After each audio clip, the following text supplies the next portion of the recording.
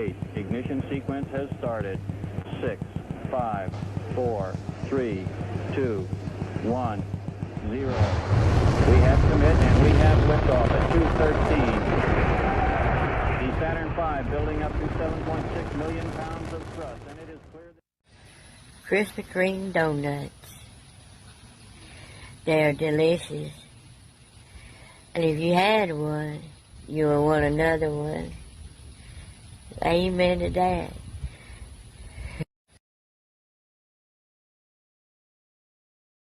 Roses are red, the destination too far. But I'm legally blind, so how I'ma drive a car? So did you Stop hating Mondays. Be a professional and hate the whole week instead. Bruh.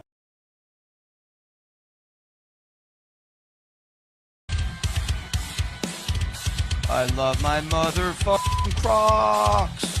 Get up. Rock. Very good. I want to shout out to Gary. BF Bobby Fran, hello, Tukey and Obnoxious John. Hello, Bobby Fran. Whoa! All right. Celebrities are here. This is not a show, Icy Uno. Yes, you are correct. Okay, so we got Wags. she's a Whoa! former from a But therapist yes, or a Icy Uno, this is not a show.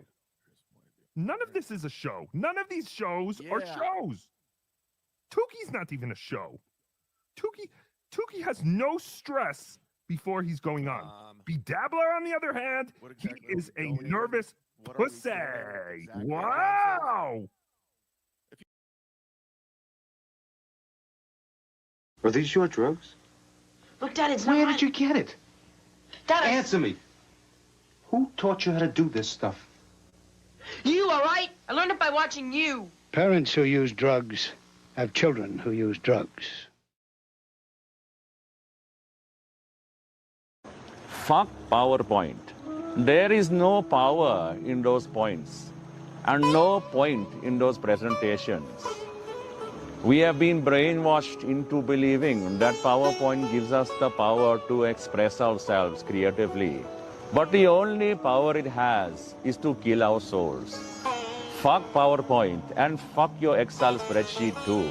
Those columns and rows represent the metal bars of the prison cell of your brain. Free yourself from the soul-killing software of Excel and PowerPoint and live a more meaningful existence. Fuck PowerPoint and fuck Excel.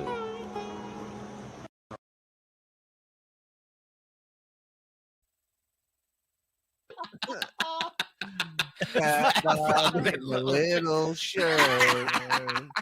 Oh my God.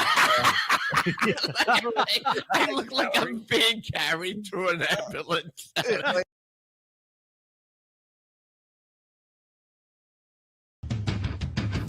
Do you feel that?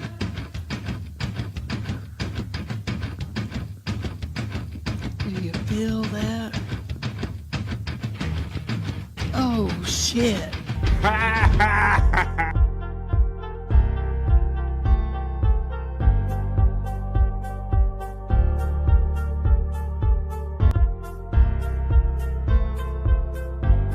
We're doing it.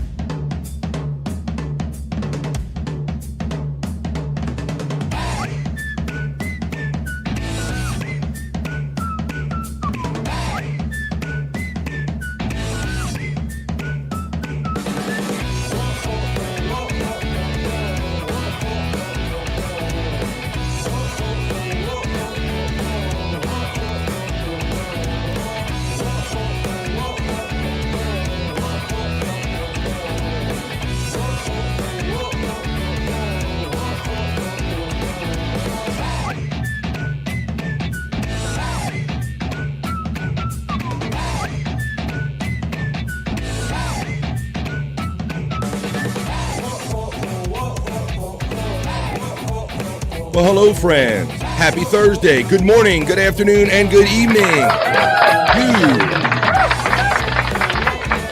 You are watching the BF Live Stream Show. This is BF Live Stream Show 186, folks. How's everybody doing on this Thursday, folks? It is Thursday, November 14th. That's right, we're almost at the end of another week. We're right through in the middle. Look, we've done eating up the middle of November already, folks. It's going to be Thanksgiving and Christmas and all the holidays before you know it, folks. How is everyone doing today? I'm your man, Bobby BF. You know it. I'm your friend and host. Like the little thing says right there, I'm your friend and host. What are you doing for the next 3 hours, folks? I hope you want to hang out with me right here in the midday, because no one has more fun in the midday than we do right here on BF Live. Now, folks, we have a special one for you today. We're going to, it's going to be like an abridged or a different version of BF Live today, because I'm super excited to have a guest today, a man who's, a legend in his own right. He's opened up for Frank Sinatra for 14 years. He's been all around show business. It's Mr. Comedian Tom Dreesen.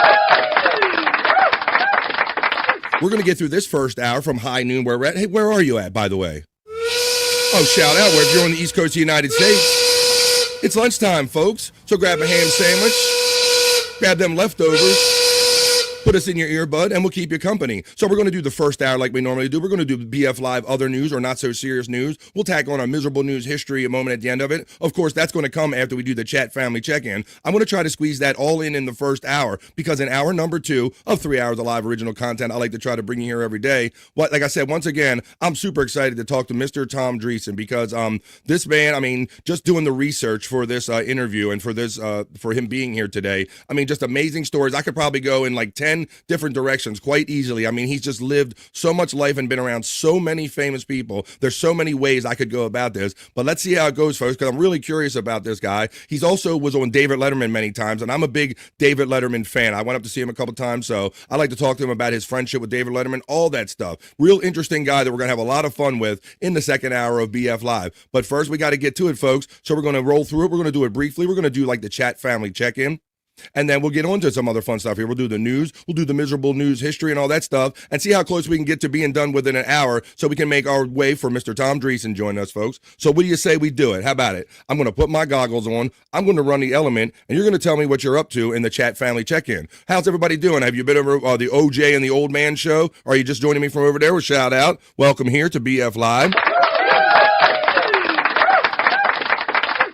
AKA, it's Bob Levy hanging out with OJ in the morning. But if you guys are done with that show and you want to come over here, let's have some fun. I'm going to hold it down for you for the next 3 hours, the best I can for you in the midday, folks. So like I said, it's no threat, it's a promise. I got the glasses. I'm running the element. You're going to tell me what you're up to as we get this show going with the BF Live opening chat family check-in for BF Live Stream Show 186 on this great Thursday, folks. Let's get into it. Let's go. Talk amongst yourselves.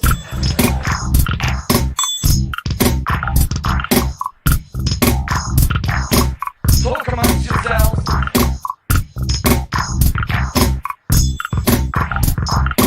Talk amongst yourselves. That's right. You're going to talk amongst yourselves. You're going to talk with me.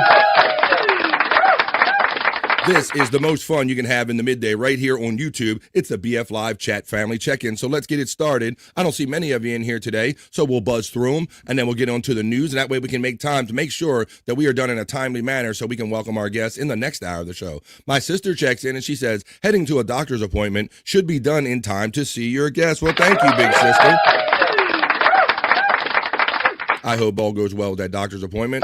There's your digital kiss. Good morning. I'll also remind you folks that my PayPal preset options are always pinned at the top of this chat. So thank you in advance for your kind donations. On Esther checks in and says, happy Thursday, heathens. Much love and hoya. On Esther also says, you fish-eyed fool, hit that motherfucking mother effing like button. Come on, let's go, suckers. To that, hoya, everybody. Let's go. Can I get a hoya?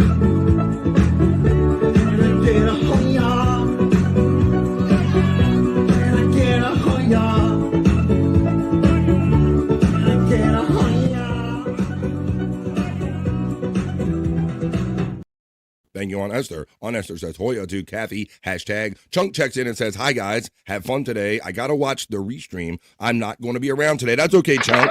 That's okay, Chunk. I know it's the midday for some of you in the United States, but this BF Live is all around the world. So we got people like Flex316 that checks in, and Don and Dang Lizard and lots of friends. This is BF Live worldwide. What's up, Chunk Squad? Hey, Aunt Esther from our friend Chunk Squad. Mrs. Honeybee checks in. Buzz in the midday. Mrs. Honeybee.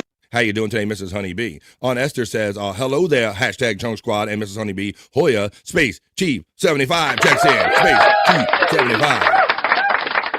How you doing there, brother? On Esther checks in again and says, hello there, hashtag Space Chief 75. Hoya, Space Chief 75 gives the love right back. It's our newest friend, Cowboys Legend 27, Sports Talk Live checking in.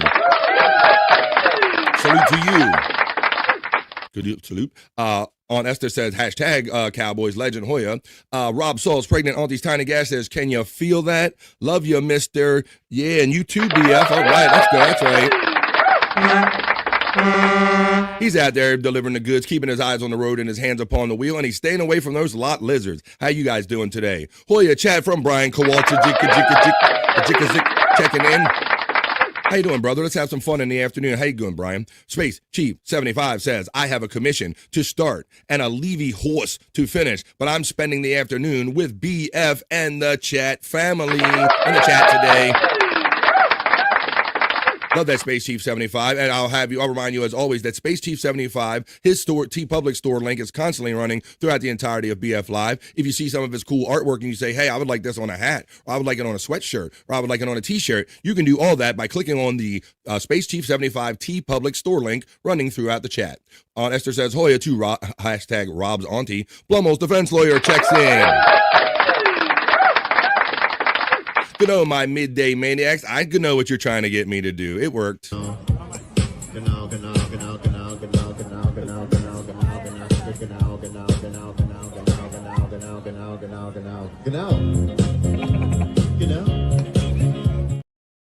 know. What do you know, Blumhole's defense lawyer? Happy Thursday. We almost made it to the end of another week, my friend. On Esther checks in and says, hashtag Brian Kowalczyk Hoya. I will let you know that the Stream Elements bot right there is running. TomDreesen.com. I'm going to run this throughout the show, and when Mr. Dreesen's here, he'll see that running, and then you'll be able to catch up with him anytime after the show. You'll be able to click on that and find out information about his maybe upcoming shows, projects, and where you can get his book and all kind of other stuff about Tom Dreesen by clicking on TomDreesen.com right there. Blumhole's Hoya from On Esther. Let's see. We got Terry Nee checking in saying, fun show. We've only just begun to live, Terry Nee. How you doing today, my friend? Yeah, I'm really excited. I think you might be too. I think I picked up on that the other day when I mentioned that I was going to have Tom Dreesen on. Very interesting guy and a lot of show business experience there that he's lived, and I want to talk to about it with him. Hoya, everyone, from the lovely Tiffany Washington checking in. You get the digital kiss. There you go, Tiffany Washington. How you doing? Hoya to you, my friend. Rob Saul's pregnant auntie's tiny gas says, I promise to behave while we have a guest, but I'm not changing my name. Yeah, I wonder not only about my name. I know Mr. Dreesen does a lot of different shows. He's done the Rich Eisen podcast, although I don't know that he has people with such colorful names in the Rich Eisen podcast as maybe we have here on BF Live. But I'll be curious what he thinks about some of this stuff, maybe if he sees any of this stuff. Beautiful Juices, says Sean Riggle. Yeah. Are you making a reference to our boy Andrew or something? How you doing? Sean Riggle, what's up today? How you doing, brother? Let's see. On Esther checks in and says, hashtag Terry Nee, hashtag Tiffany Washington, and Hoya to both of you. Matt that checks in, he is the Bones Up. Bones Up to BF and the Midday Freaks. Yeah, Matt, I watched a little bit of Perry when he finally did get around to cooking that horrible food that he cooked last night on Perry Caravello Live. I was saying cooking matters, Perry. Boy, it was some kind of show before they even got to the cooking. How you doing, my friend Matt? Checking in. Let's see. Sean Riggle saying Bones Up and hashtag ha. Blumhouse says, was it shoulder day today, Bobby? Because those traps are popping. Let me see. Now I'm just wearing. Yeah. I pulled out me a nicer collared shirt because I'm expecting company. You know, he had dressed up a little bit more, put on your fancy, I put on my good underwear and all that stuff. You know, did everything I needed to do. How you doing there, Blumhouse defense lawyer? Thanks for checking in. Matt, hashtag Matt Hoya from On Esther. Matt says, Hoya, Miss Esther. Blumhouse defense lawyer said, sorry if I missed some hellos. I'm on the subway, so the connection is going in and out, but I love you all. Well, hanging there. You hanging there on that New York subway system? There we go. Live Ween says, living in a forest is cool until the fall. Oh, shit. Is it getting crispy and cold out there, Live Ween? Are the animals getting, like, rambunctious and they're really coming for your food and stuff? You'll let us know in the chat. How you doing, my friend Live Ween checking in today? Esther checks in and says, hashtag Sean Riggle Hoya. Live Ween says, I'm back to blowing leaves all day today. Can't wait to listen. I know that people have different methods for that live wean. I used to be a blower too, not that way. I used to be a leaf blower too, a leaf blower that is. But I have a mulching lawnmower live wean, and I find that works really good for me, my friend. I just mulch them over a lot, just keep running them over just constantly. Now you might, obviously you got the woods, you might have a shitload, you might need like a riding mower or something. But I run them over, my friend. I haven't bagged like leaves in years, but you might have more than you can actually do that to. So do whatever works for you. Blummel's defense lawyer checking in with the fingers up and all the good signs. Let's see the devil horns on. Esther says hashtag live wean Hoya. Matt says right live wean bones up. Trigger says good afternoon, checking in today. How you doing, Trigger? What's good in the stream show hood this afternoon to my friend Trigger checking in on Esther gives the love hashtag Hoya to Trigger. There's Tom Dreesen running again in the chat. Hi on Esther from our friend Trigger. Live Ween says, I wish I could use a mulching mower. Issue is we are built on a rock laden hill. Well, that would definitely be a problem. I can see where that would be a limitation, my friend, to where you're running along smooth and all of a sudden whatever. Yeah, but I guess, we've both lived some life. You come up with different ways to try to make that project easier of getting rid of those leaves. Rob Sauls, pregnant aunties, Tiny Gash says, dealing with a teenager today. No one mentioned this in the delivery room. I don't think I signed up for this package. Well, I always say the kids are always cute until they're old enough to grow up and talk back. As soon as they grow old enough to talk back to you, that's it. They're done. So good luck with that. Matt is getting the shout out love from Live Room. And to finish this opening chat family check-in so we can get onto the news, so we make sure that we're done in a timely manner for the top of the hour, my friend Pecan checks in and says, hello. You smell like a fine piquant. Well, there you go. Pecan checks in, and that is the end of the opening chat family check-in, folks. So like I said, let's keep this train rolling. Let's keep it moving. That was the opening chat family check-in. Now on to news and other fun stuff. Talk amongst yourselves.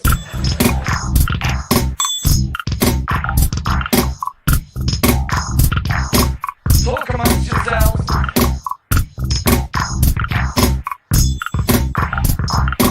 Talk amongst yourselves. That's right. I'm getting some agua. Continue to talk amongst yourselves, but don't fix your boy BF right here. This is BF Live Stream Show 186, folks. So what's good on a Thursday? I know something that's going to be good later on tonight on this Thursday is tonight I will be joining my friend and the host of Replayables, the one and only Chris fucking Abel? That's right. He's the host of Replayables. That's the show where we watch videos, we drink, smoke, laugh, and joke. We spin a wheel, and we have a lot of fun. We see what kind of trouble we can get into in the middle of the week. We didn't want to run against Perry last night, obviously, because we love our Perry Caravello chat family, right? And we feel like we're part of it, too. And we like to hang out over there, too, and we don't like competing against him. So we decided, hey, let's try to do a little shift so we don't have to compete against our friends and make our friends pick what show they want to watch on a particular night. Let's try some Replayables on a Thursday night. So it's still kind of midweek. We're not quite the Friday, not quite the Saturday yet. So join us tonight on 100 Proof Podcasting channel right here on YouTube. That's Chris Abel's channel for the Replayables show now. And help us get our watch hours up, people, if you can watch, because we need our watch hours up so we can remonetize that channel. That's the only element we're missing. But join us tonight if you want to just hang out and have fun. 8 p.m. East, 5 Pacific. Drink, smoke, laugh, and joke on Replayables on 100 Proof Podcasting channel. All right, and with that little bit of promotion I've done right there, because the fun, like I said, I always say, the fun is never ending. This is just the midday fun. People have fun in the morning with some of these shows. We have fun in the midday. I hold it down the best I can for 3 hours, and then tonight we're going to have fun. There's always something fun to do with the chat family. And another thing that's fun that I like to do is I like to do the BF Live other news, or not so serious news, folks, because, we only get one good ride on this planet, so we should make it a good one, not be stressing about bullshit and everything that the media tries to throw down your throat all the time. And I said, there has to be other stories going on out there other than politics, death, and all that, and destruction and all. And so I found some stories, and I do the BF Live other news, or the BF Live not so serious news. Let's get into some of those stories right now.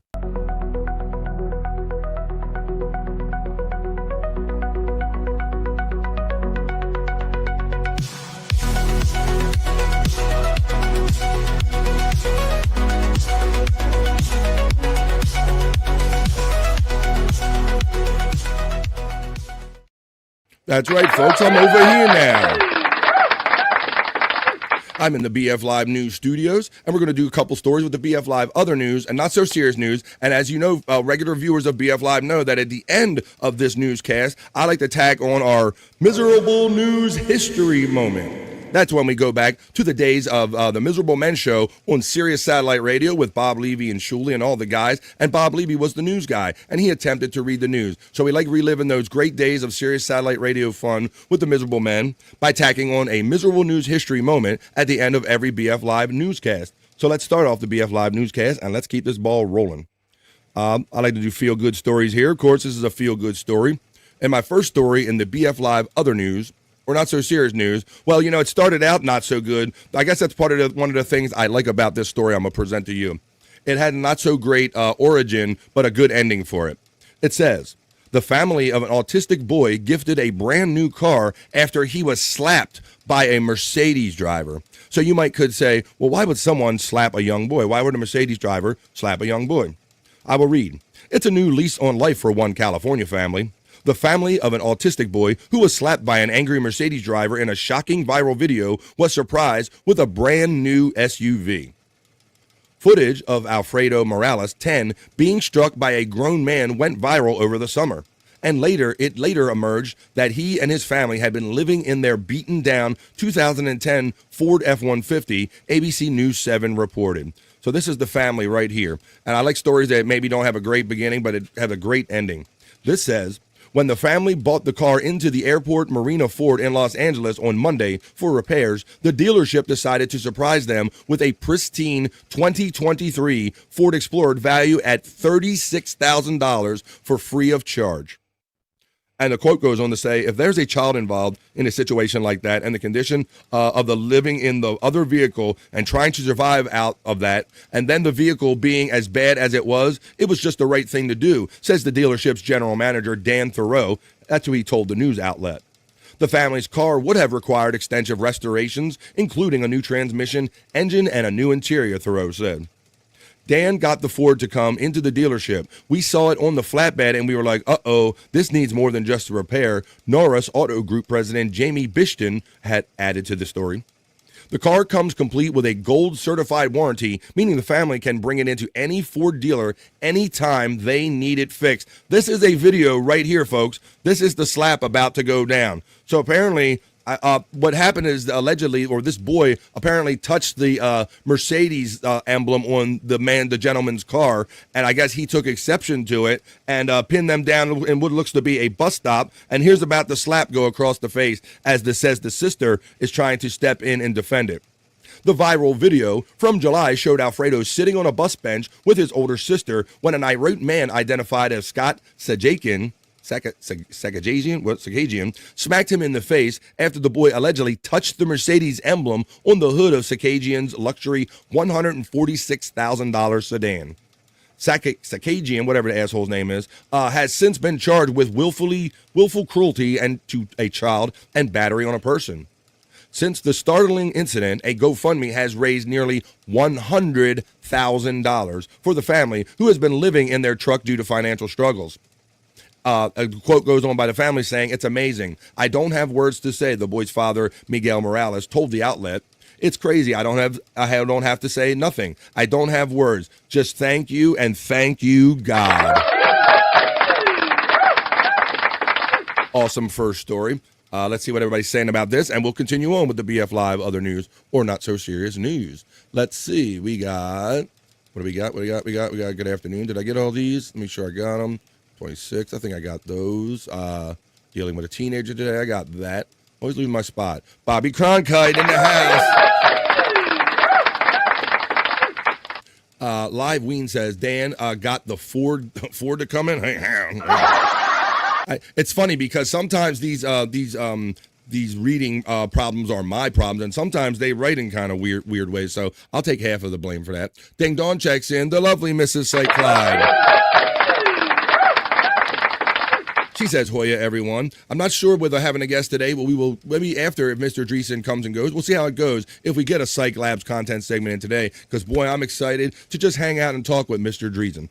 So let's get on with this so we can get to that part of the show. Let's go. In my second story in the BF Live Other News with Bobby Cronkite, as I was named right here, Bobby Cronkite by P. Cunt, I will let you know. In my second story, let me read this for you. This one says... There we go. This one says a moose wanders into a company's garage and tramples BMWs. This reminds me, this is also like the Tommy Boy scene where you just see animals just aimlessly just kind of crushing a vehicle. I'll read you the story and then I'll actually show you the vehicles trampling on BMWs, the moose. A moose wandered into a company's garage in Sweden and trampled all over 3 BMW cars, causing about $20,000 worth of damage before fleeing. Victor Ortegren, company director of Schmeidman, a BMW specialist, was putting his boat into storage at the company's garage in the outskirts of Gothenburg when he heard loud noises. Ortegren investigated the commotion and discovered a moose, called an elk in Sweden, had wandered into the garage and was climbing all over a trio of parked BMW cars, including a restored BMW 850i. The company shared video of the incident on YouTube. No humans or animals were injured during the moose's visit, and the massive beast fled the garage of its own accord after causing about $20,000 worth of damage. Here, let's go to the video, folks. It all sounds good, but you gotta see it, right? When you hear the things described like this, it's like, oh man, if I could only see that. See moose, here you go. Like to see it? Here it goes. Look at this. What the is going on at Speedman? What the fuck is going on? Are they performing an alternative BMW? What the fuck is going on? Do you remember the Mercedes-Benz A-Class elk test? Oh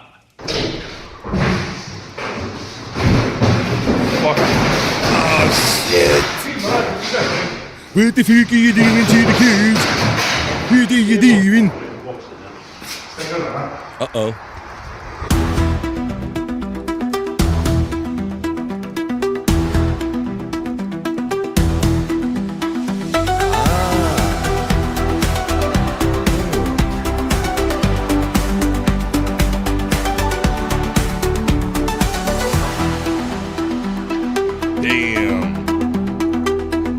My dude messed him. Look at that. What did you do to my BMW?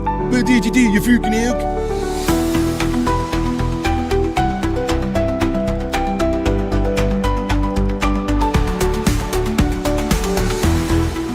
I'm guessing that's not Guten Tag. No Guten Tag. No.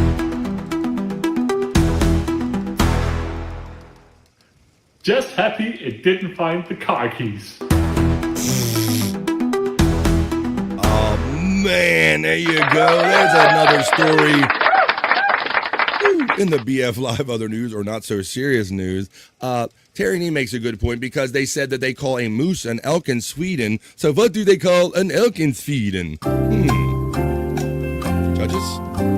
What do they call an elk in Sweden? I have no answer for that. Let's see what everybody's saying. Because I saw some friends checking in. I saw Mr. Crow and me checking in during that BF Live news. How you doing, Mr. Crow? What's good in the Stream Show hood? I hope you're having a great Thursday so far. Ding Dong, hashtag Ding Dong Hoya from Aunt Esther. Mr. Crow checks in and says, hey, Dawn, Live Ween, BF and everyone. Live Ween says Crow and Ding Dong. Aunt Esther says, hashtag Mr. Crow Hoya. There's Tom Dreesen's link running. We got the question about what's an elk in Sweden. That's just part of the emissions test. Yeah, I know Perry has to get his smog, and he pays like thousands of dollars for it. Like, it costs more than the car. Shut the fuck up. Well, you know that car's a piece of shit, Bob Perry. Come on, man. You get that thing smogged. Let's see. Swedish humor is the best, says the Terry Nee. Hoya from the Twisted Mind of St. Clyde. How you doing there, St. Clyde? Thanks for joining me today on BF Live. The Mr. and Mrs. are in the house as I continue on with the BF Live other news or the BF Live not so serious news. All right, how about we go into some sports, folks?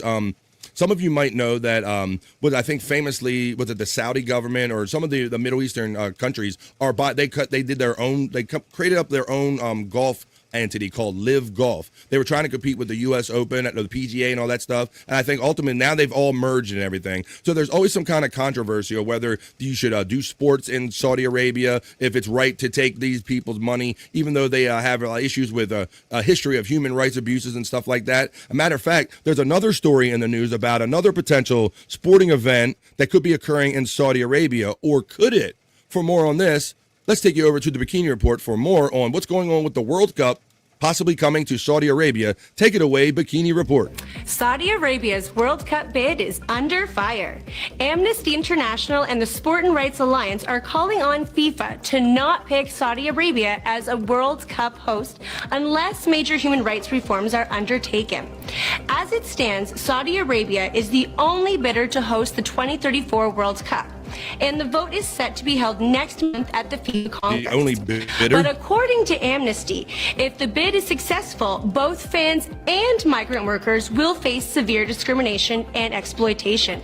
So, what do you think? Is there any chance FIFA reconsiders or gets meaningful concessions? Let us know in the comments and follow the Bikini Report for more daily headlines. Thank you, Bikini Report.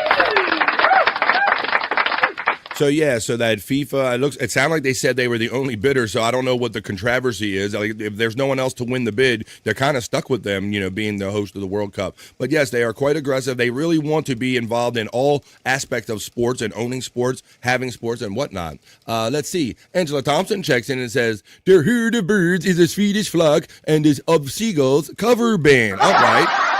And I ran so far away. Der herd birds is a Swedish flock of seagulls cover band. Thank you for that, Angela Thompson. Thanks for checking in today. How you doing on this Thursday? I feel very well informed now. Are you sure? Are you sure or is it an erection? One or the other, I don't know. One or the other, you never know here on BF Live. Blummel says that FIFA doesn't care they're more corrupt than those Arab countries. Wow, that's an interesting comment, Blummels, because yes, you've heard all types of hankiness around the awarding of these World Cup things, and I think many FIFA directors in the past have been implicated in fraud and all kind of stuff. Yeah, so they're rife with all that kind of stuff there. So maybe they're two peas in a pod. Maybe that's why there's no controversy. FIFA's like, hey, we finally found some people that we can kind of do business our way. But it's going to happen either way. Hashtag Angela getting the Hoya from Aunt Esther. Ding Dong says Hoya to Aunt Esther. And Ding Dong says Hoya Mr. Crow. As I continue with another BF Live story in the other news. I have two more regular stories, and then we're going to do the BF Live miserable news history moment at the end, where we enjoy Bob Levy reading the news from back in the old days. In this next, like I always say, I'm very happy that BF Live is worldwide. I'm so impressed when our friend Flex316 checks in and he'll say, BF, it's 2 a.m, it's 3 a.m, it's 5 a.m, and I'm still up watching you here down under. So I like to do stories with the international flair, and this one is certainly fits. This one, and I want to know if it's happened to Flex316 or any of my friends down under. It says, go figure, a koala was found relaxing in a South Australian couple's bedroom. So look at this thing. He's like just straight chilling on the bed. I'll read to you how this might have happened. A couple arrived at their home in Australia after midnight and found their bedroom occupied by an unexpected intruder, a koala. Franz Diaz Rufino posted a video to Facebook showing the scene that she and her husband Bruno were confronted with in their Roslyn Park, South Australia home. Only in Australia, she wrote in the caption for the video, which shows a koala exploring the bedroom while Rufino shouts in Portuguese.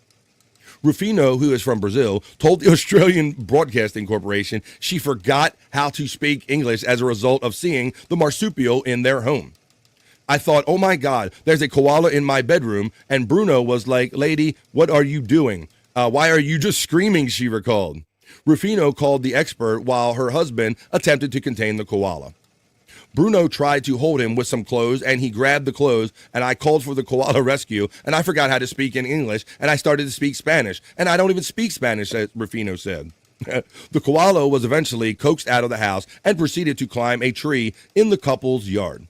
I think he's part of the family now, Rufino says. So there you go. Can you imagine that, folks? That's a uniquely Australian story. I guess if you don't wake up with a kangaroo in your bed or something like that, you're probably maybe you'll wake up with a koala in your bed. So I guess, like it says, they said in the caption, only in Australia. And let's be all thankful for that. Only in Australia.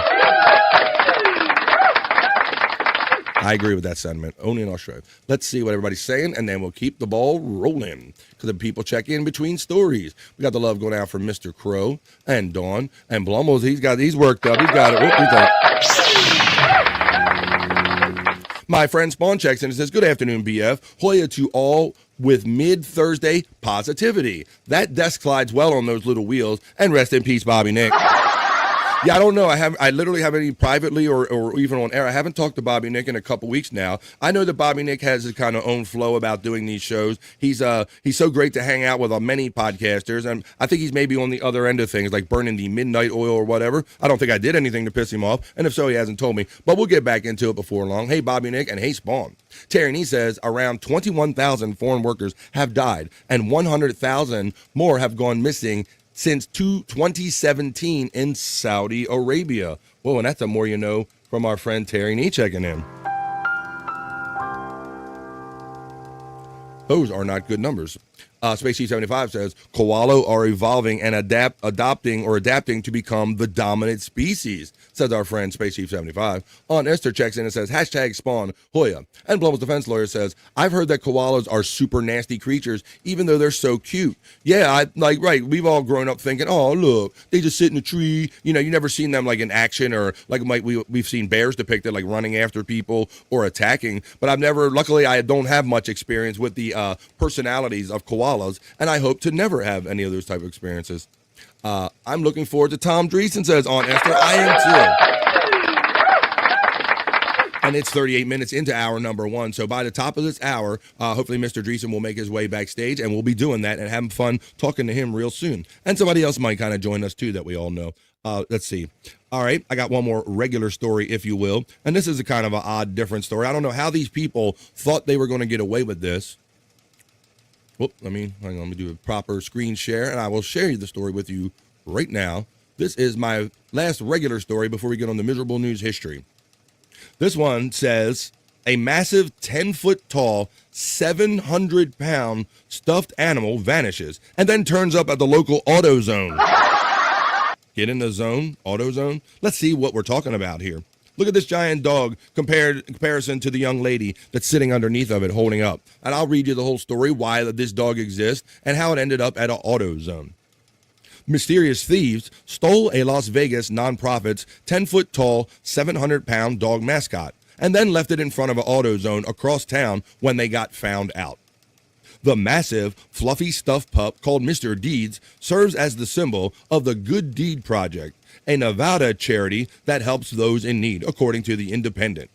It was strapped and bolted down in front of the organization's Vegas headquarters until a shadowy group of burglars pulled up in a black SUV about 4 a.m. on November 5th and pushed Mr. Deeds onto a trailer, cloaked him in a tarp, and took off.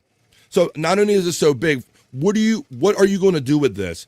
Unless you're going to destroy it or put it in some place in private where you're never going to see it again, this eventually, it's going to come back and bite you in the ass. You're going to get found out about this one.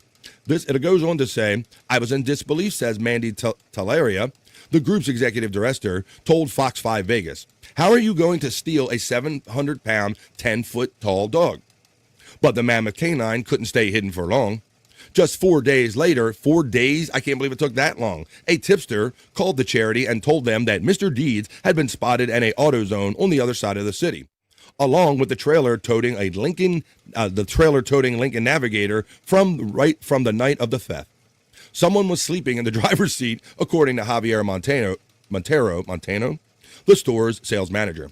There was somebody asleep in the front, Montano said, according to 8 News Now. The hood was open and it had a battery charger, like he was trying to charge the batteries. So I didn't think anything of it. So here you go. There was the original wanted poster for this guy that stole a giant bear. And just as the news crew pulled up, the tipster called them too. The drivers scrambled to unhook the trailer and make a getaway. But a good Samaritan blocked the SUV in, so the driver ran away, jumped the fence, and disappeared just as the cops pulled up. Authorities impounded the abandoned trailer, and police have identified one suspect for whom they're searching, the outlet said. I'm still in shock, Talaria told the station. I was hoping we'd find the dog, but I honestly didn't think we were going to. Cops described the man as 6 foot tall, in his late 40s with gray hair and a gray beard. He was last seen wearing a black leather jacket, black track pants, and black sneakers. Talaria just wants to know who jacked the pooch and why. Charity workers and volunteers look at the stuffed dog as an important part of their organization, she said. So here's a picture of it, folks. So look, this guy is trying to roll around town for days nonchalantly with a not very well covered up, like a gigantic stuffed stuffed animal, a stuffed bear. So when people come here for service days, the first thing they want to do is go pet the dog and take pictures with the dog, she said. It helps us bring awareness to the community, and it's a bright light in what we do. And it puts a smile on everybody's face. But yeah, look, so this dude, he's got the hood up, just like it was described. He's like literally in the middle of the parking lot, not being obvious at all, right, in air quotes. Got the hood up. He's got this gigantic thing on a trailer. I wonder I would just love to talk to people like this and go, what was your end game? What was your goal? Did you just want to do it because it was a prank? Did you want to do it because you wanted to give it to a child? Were you just had an itch and wanted to be an asshole that day? I don't know, but there you go. There's that story of a giant 700-pound bear, 10-foot 700-pound bear. Let's see what everybody's saying about this, and then we'll get on with it. We will get on to the chat, and I will say we got that one. Let's see. Koalas are evolving. We got that one. There is our friend Site Clyde Link running in the chat. And there's 100 Proof Podcasting, where you'll find me tonight at 8 o'clock East. That's 5 Pacific for replayables. Hashtag Spawn Hoya from Aunt Esther. Blummel's Defense Lawyer says, I've heard that koalas are super nasty creatures. We got that one. I'm looking for. We got that one. What the fuck, says Aunt Esther. Spawn says, a Love Honey study found that women are most likely to want sex around 11:21. Let me write this down. While men are most likely to want sex around 7:54 a.m. That's interesting. I don't know about that. I don't know. I'm more of a night guy. I like to be awake and be aware and everything. Sometimes when I wake up and first, it's like it'll just put me out again, you know. Hey, but I say you can't be picky about the day. Whenever you can get it, go ahead and take advantage of it. Space Chief 75 says criminal masterminds. Yeah, I don't know what they were going to do with this there, bro. Where are you going to go with that thing? All right. Let's see. All the Stream Elements bots are running after that. I need one, says Rob Souls, pregnant Auntie Tiny Gash. Dumbass Central, says our friend Dumbass Central. Hi, welcome to Dumbass Central. Space C75 says, stealing a giant stuffed dog is something the Riddler would do on the Batman TV series. Yeah, and he would put like eyes in it or something to hypnotize the city or something like that. Who knows? Yeah, we're going to steal that giant thing. And Rob Souls, pregnant Auntie Tiny Gash, says, I have to have one. You're talking about tiny gashes, or never mind. All right, so let's get on with it, folks. I believe that's the last regular story that I have for you. Regular story, but now it is time for the BF Live Miserable News History Moment.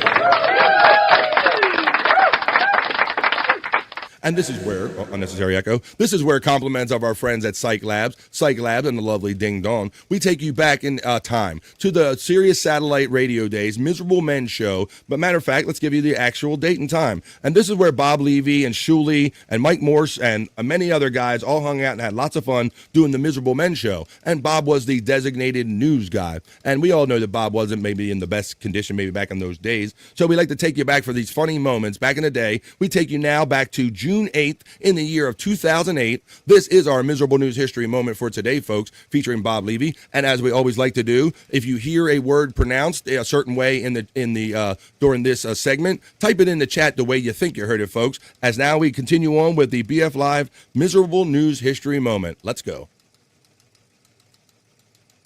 Oh, how about if I share it with the screen with you so you can hear it? See, sometimes I miss these little details when I don't have a co-guy. But let's go. Here we go. I got it ready. Let's go. And now it's time for Miserable Men News with your anchorman, Bob Levy. Good evening. I'm Bob Levy, and away we go with the news for July 5th, 2009. Paris celebrities he clothed and designers he inspired gathers for the funeral of wide vest Saint Laurent. Yves Saint Laurent, he got wide vest.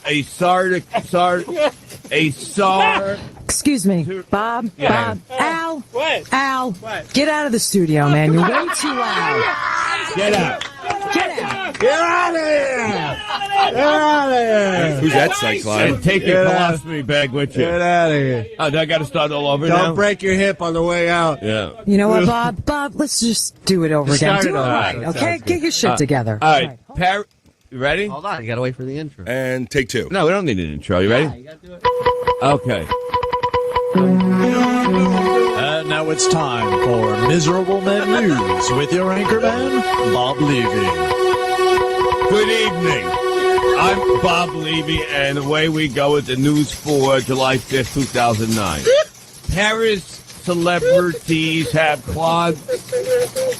clothes and designers he inspired gathered for the funeral of Yves Saint Laurent, a sartorial revolutionary who changed the way generations of women dress. Shut that off. Stars and couturiers filled into the St. Roch Church in Central Paris. Bob, I'm sorry, I lost audio on your mic. Let's just do this over again because One more time. This isn't coming out right. I want this to come out right, okay? Just fucking leave the fucking mic on. You already got rid of loudmouth. Wait, I got a buzz from your mic. Hold on a I got a minute. fucking headache already.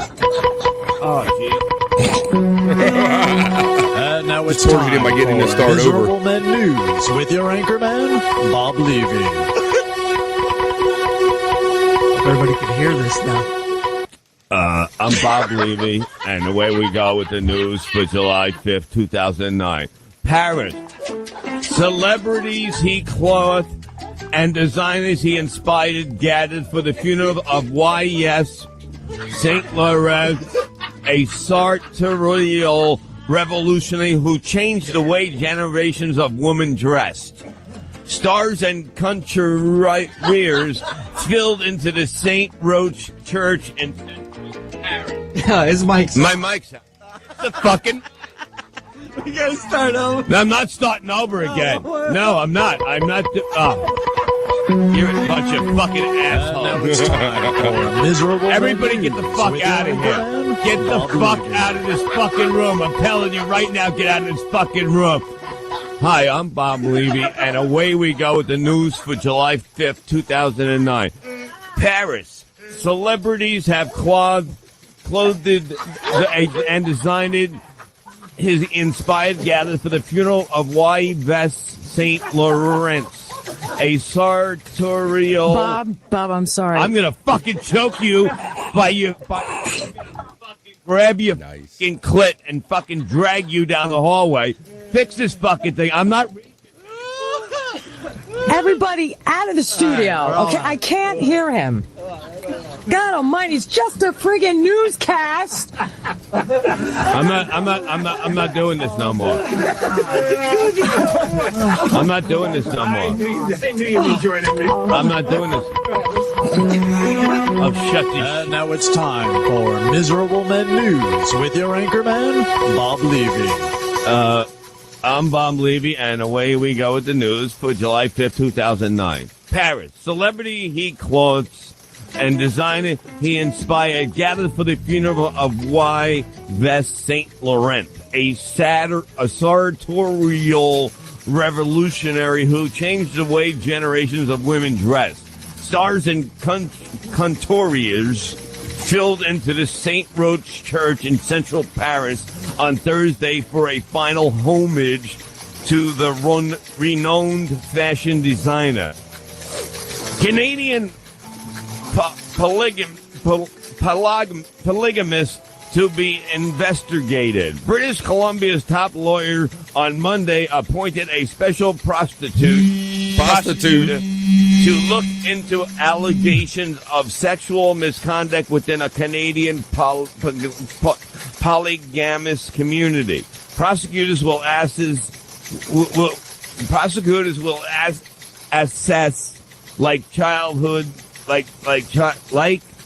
littlehood of criminal convictions in a community. A breakaway moron section about 1,500 people that practice polygamous marriages. They will examine it. There should be charged for polygamy, a sexual assault, sexual exploitation of a combination of charges. Lima, Peru. Photos of uncontacted Indians near Peru's borders are prompting new effects to find a product such people from threats their lands and lives. Although senior officials have questioned whether they even exit. The national government is sending a team of experts to a remote jungle regime to investigate claims by Brazilian researchers that illegal logging in Peru is driving uncontacted Indian tribes across the border into his country, said Ronald Ibarra, who heads the government office of Native People and African Peruvians. Speaking to the Associated Press on Wednesday. Thank you. That's the news. All right, assholes, come on back in. Bob. What? There's a lot of feedback going on. We're going to have to do it one more time. I ain't fucking reading. I'll rip the fucking thing. And there you have it, folks. That was our miserable news history moment for today. Tacked on at the end of the BF Live other news or not so serious news, folks. Okay, folks, so now the fun's really about to begin for the second hour BF Live. I'm going to wrap this up, and then we're going to be bringing our guests right along. But that was the BF Live other news or the BF Live not so serious news. Let me run my element. Let me get back in my other studio and on to more fun, folks. Let's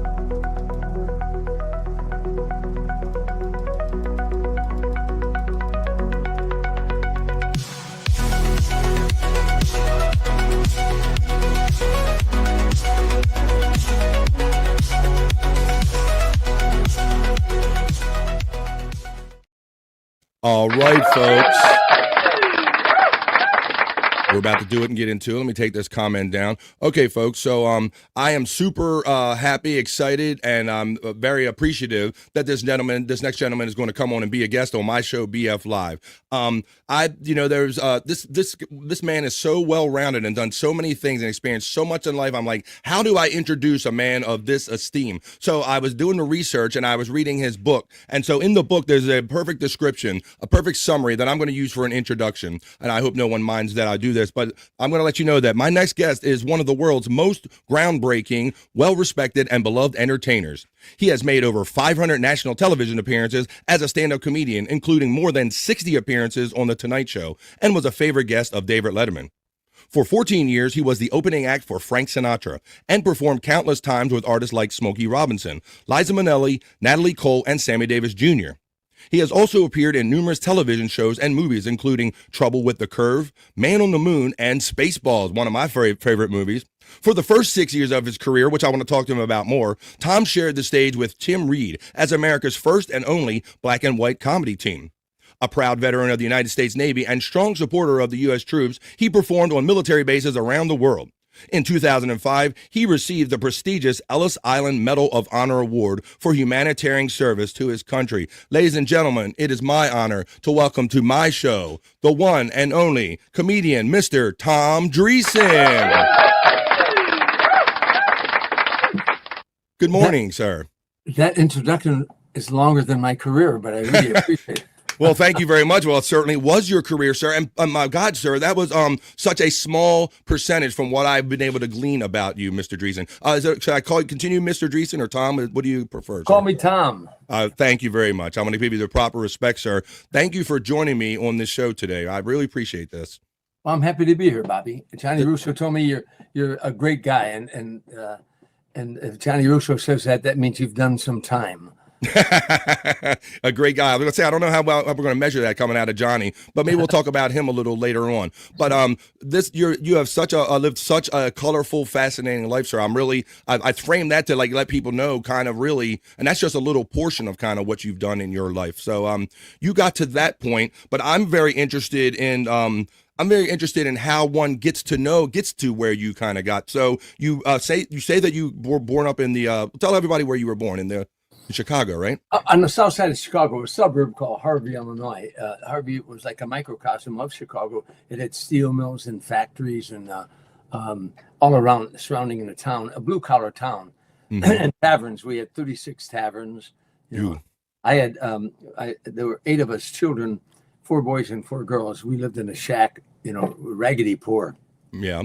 Holes in the shoes, Yeah. If you had holes in your shoes, you put cardboard in it. If a window broke, you stuck a rag in it. So I spent the my earlier part of my life shining shoes in taverns and setting pins in bowling alleys and caddying in the summertime. had a newspaper route, all that to help feed my brothers and sisters. And none of this do I regret, by the way. I'm going to shut this light off here, if that makes a difference. Okay. It's all good. Anyhow. No, but I imagine it all makes you, it's the form, it makes you who you are, but the character gives you the character for the person you ultimately became, correct? Yeah, that's the irony of it. All those hardships. Later in life, when I got in, I went in the military for 4 years, came home. When I got in the show business, a lot of the hardships I endured as a child and worked my way through helped me through the hardships you go, as you know, in this business of show business, the ups and downs and the rejections and so I really believe that my childhood had a lot to do with me having that perseverance and that bulldog tenacity that I wasn't going to give up, And it's all how you respond to your stimuli. Like some might give into it and succumb to it and all, but you obviously used it as kind of motivation to kind of build your character and just move on with life, right? Yeah. I learned more from my defeats, from my rejections than I did from my victories, Yeah. Well, Harvey sounds like I'm growing here in the Baltimore area. So Baltimore, I'm Baltimore born and bred. So it's a rough and tumble kind of town too. And I related to some of the stories you say because, we have like taverns on every corner as well too here. It's kind of similar, kind of a blue collar kind of working town here, rough and tumble, if you will. So I relate to you on that. And I also attended Baltimore City School. So I watched one of your stand-up bits when you talked about playing the, was it Allgale Gardens football team? Yeah. I really enjoyed watching some of your videos, and I really related to that when you describe how you got off the bus. You tell everybody what kind of neighborhood and the situation you kind of grew up in. Well, I grew up in, I grew up in a predominantly black area. My family was poor. We lived in a shack. We had 8 kids.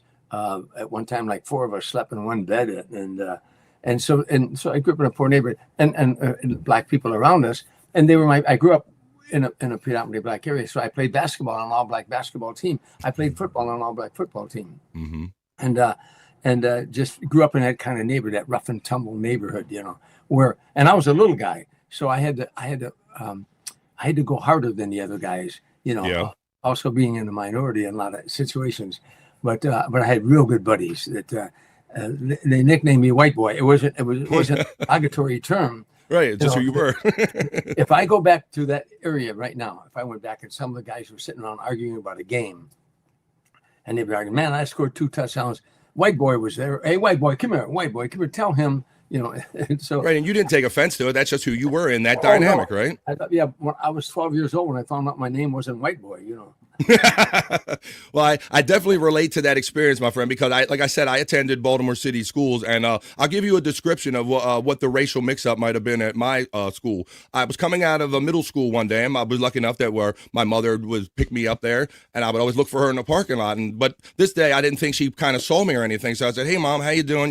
Had a good day in school?" And I said, "I didn't think you saw me or anything." She goes, "Oh no, I saw you. You stuck out like a miniature marshmallow in a bag of raisins," is what my mother told me. So if that gives you any idea of the racial dynamic of the school I attended. So I definitely related to your comment when you said you stepped off a bus with 10 guys and yourself off the bus. I definitely related to that comment. Well, that's my joke. The story is that they had a middle linebacker in Allgale Gardens called Leroy Connors. His nickname was Lunatic. And they called him Lunatic because when you got the ball, he did not want to tackle you. He wanted to kill you. Right. And so the Allgale Gardens fans knew that, and they would show up every Saturday to watch Leroy hurt somebody, because he was just a great athlete at middle linebacker, brutal.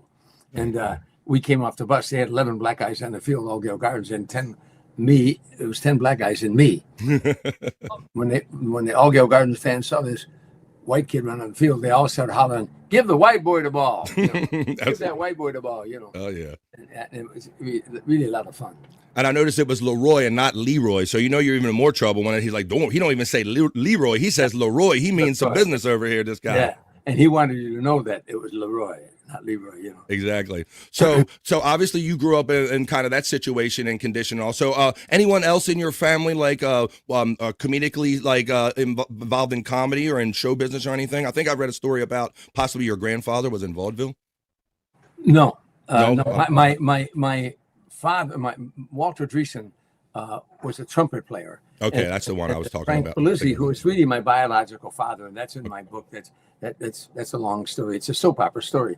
But Frank Polizzi is my biological father. He had a band called Frank Polizzi and the Venetianeers. So as a little boy, I would watch them play in little places and stuff like that. Never thinking I'd ever be in show business. It was the furthest thing from my mind, you know. I got in show business by pure accident. I wasn't a plan. As a kid, going to Catholic school, I loved jokes. I love hearing jokes. And when my Frank Polizzi was behind the bar, he owned a tavern. He would tell jokes behind the bar, and it fascinated me that this guy, with his vernacular, with his vocabulary, could cause sound to come out of everybody's body in the bar that filled the room like electricity. And I just with the way he delivered a line, so jokes became fascinating to me. And I would tell some of his jokes, many that should not be told on a Catholic school playground. Yeah. But I like making people laugh. In the service, I was always a funny guy, you know, and in school. But I never thought about being in show business. I used to love to watch comedians on TV or hear them on the radio. When I was a kid, we lived in a shack. We didn't have a TV. Everybody else had a TV, but we were really that poor. So there was radio shows called Can You Top This? And it would be 5 comedians telling a joke. And then the Bob Hope radio show and the Jack Benny radio show, I would listen to that, you know. And then when I could watch them on TV, it just fascinated me. This wonderful profession that you go up on stage and you made people laugh, and you could be paid for making people laugh, you know. That's amazing. Now, did you also happen? Maybe I'm projecting myself a little bit this, but do you also find yourself using it in school for survival when you were around, you know, the other black kids and all? You know, if you make them laugh, it's kind of less problems in the day or something. Yeah, I mean, that always endeared you to anybody, you know, of any color. But you know, going to my neighborhood, I also hold on, I got to shut this off. I thought I shut every ground line off. Doggone it. Sorry about that. You do what you got to do. Anyhow. You know, the other thing, you had to learn how to fight. I boxed when I was in the service, but before that, I grew up on the streets, and there was that kind of thing that you don't back down, you know, especially, you know, in the area I was in, you know, you had to have that reputation that if you push him, he's going to push you back. You know, I remember I have a good buddy named Tyrone Brackens. His nickname was Tutu. He said, I don't want to fight Dreesen. He said, because I can whoop him. I'll whip him on Monday, but he's going to come back Tuesday and I got to whoop him again. He said, and then the damn fool come back Wednesday, I got to whoop him again. And if it takes 2 days to heal and he comes back Friday, I got to whoop him again. He ain't going to give up. So I don't want to fight him in the first place. That's what he used to say. So you definitely had to like establish your ground and say, I'm like, well, unless the crazy white guy, I'm like that guy, you know, I can hang with you guys basically. That's the name of my album. I did an album in front of an all-black audience called "That White Boy Is Crazy," and it was in front of an all-black audience in my neighborhood. And the cover of the album is all the black guys in my neighborhood that I grew up with: Gucci, Tutu, Tyrone, you know, all the guys. All the street names. So you had, you know, you said Frank, he was like, you liked the way he delivered jokes in the bar and you kind of got enamored by that. And then you heard these radio shows. So I'm trying to get to, I want to take us through and try to get to how we end up eventually, you're standing in front of Sinatra one day, attempting to like, you know, try out and to be his stand-up comedian, to be his opening act. So how do you go from just enjoying comedy and what was your first like venture or stepping into comedy that you did? When I came out of service, I got married, I had kids. I was wandering aimlessly from one job to another job to another job. I was a Teamster. I loaded trucks on a dock. Then I became a foreman. I dropped my Teamster card, and I was now a foreman of these 48 Teamsters on a loading dock. All these kinds of experiences led to great comedy years later. But I was a bartender and I worked construction. I wandered from one job to another, not feeling fulfilled. I joined a civic group called the JCs, the Junior Chamber of Commerce, in those days. And it was young men of action, men 18 to 36 years old. And they attacked the problems of the community. Whatever problems in the community, they would attack them. And therefore, they taught you leadership. They taught you how to serve on a committee, how to chair a committee, subcommittees, you know, Robert's Rules of Order, how to conduct a meeting, all these things. And then one day, one of the biggest problems in our community, as is today, were young people and drugs. So I wrote a drug education program teaching 8th graders the ills of drug abuse with humor, a concept I had, getting them laughing, playing some records, and then planting the seeds of the ills of drug abuse, getting them in 8th grade before they went into high school, hoping to catch them before they would get introduced to drugs. We found out in so many cases that they were introduced to drugs already at that age and earlier. But and at that time, Bobby, I'm praying. I'm praying. I'm praying to God. I'm saying, God, what is it I'm supposed to be doing? These jobs I had, I did okay, but I never felt fulfilled. I'd find myself in a bar at 2:00 in the morning with my buddies, and I'd say, I don't belong in here, but I didn't know where I belonged. Wow. So I'm praying. Anyhow, I wrote this drug education program. I proposed it to the JCs to run it, to sanction it, so I could go into the schools. And I had a buddy, a white friend named John DeBoer, was going to help me with it. At that meeting, a young black man graduated from Norfolk State College. E.I. DuPont recruited him into Chicago as a marketing rep, and he joined the JCs. Yep. He came to that meeting. He came to that first meeting where I was proposing this. He walked up to me after the meeting, and he said, I like that. I'd like to work with you on that. I said, gee, I'm sorry. I've already got a guy, but thank you. Next day, my prayer was answered. Divine intervention. John DeBoer calls me and said, I got a new job, Tommy. I can't help you. I said, gee, what was that black guy's name? Oh, yeah, Tim Reed. So Tim and I get together. We rehearse the program. We go into the classroom. The moment we walked in the classroom, I realized what a godsend it was because the children were integrated. It was black and white children. And we got their attention immediately, 2 young guys. And we played records, got them laughing, playing off of one another. And then we planted the seeds of the ills of drug abuse in our particular area. And the program became #1 in 50 states and in 22 foreign countries. JCs use it as a model program on how to teach drug education at an elementary school level in their publications.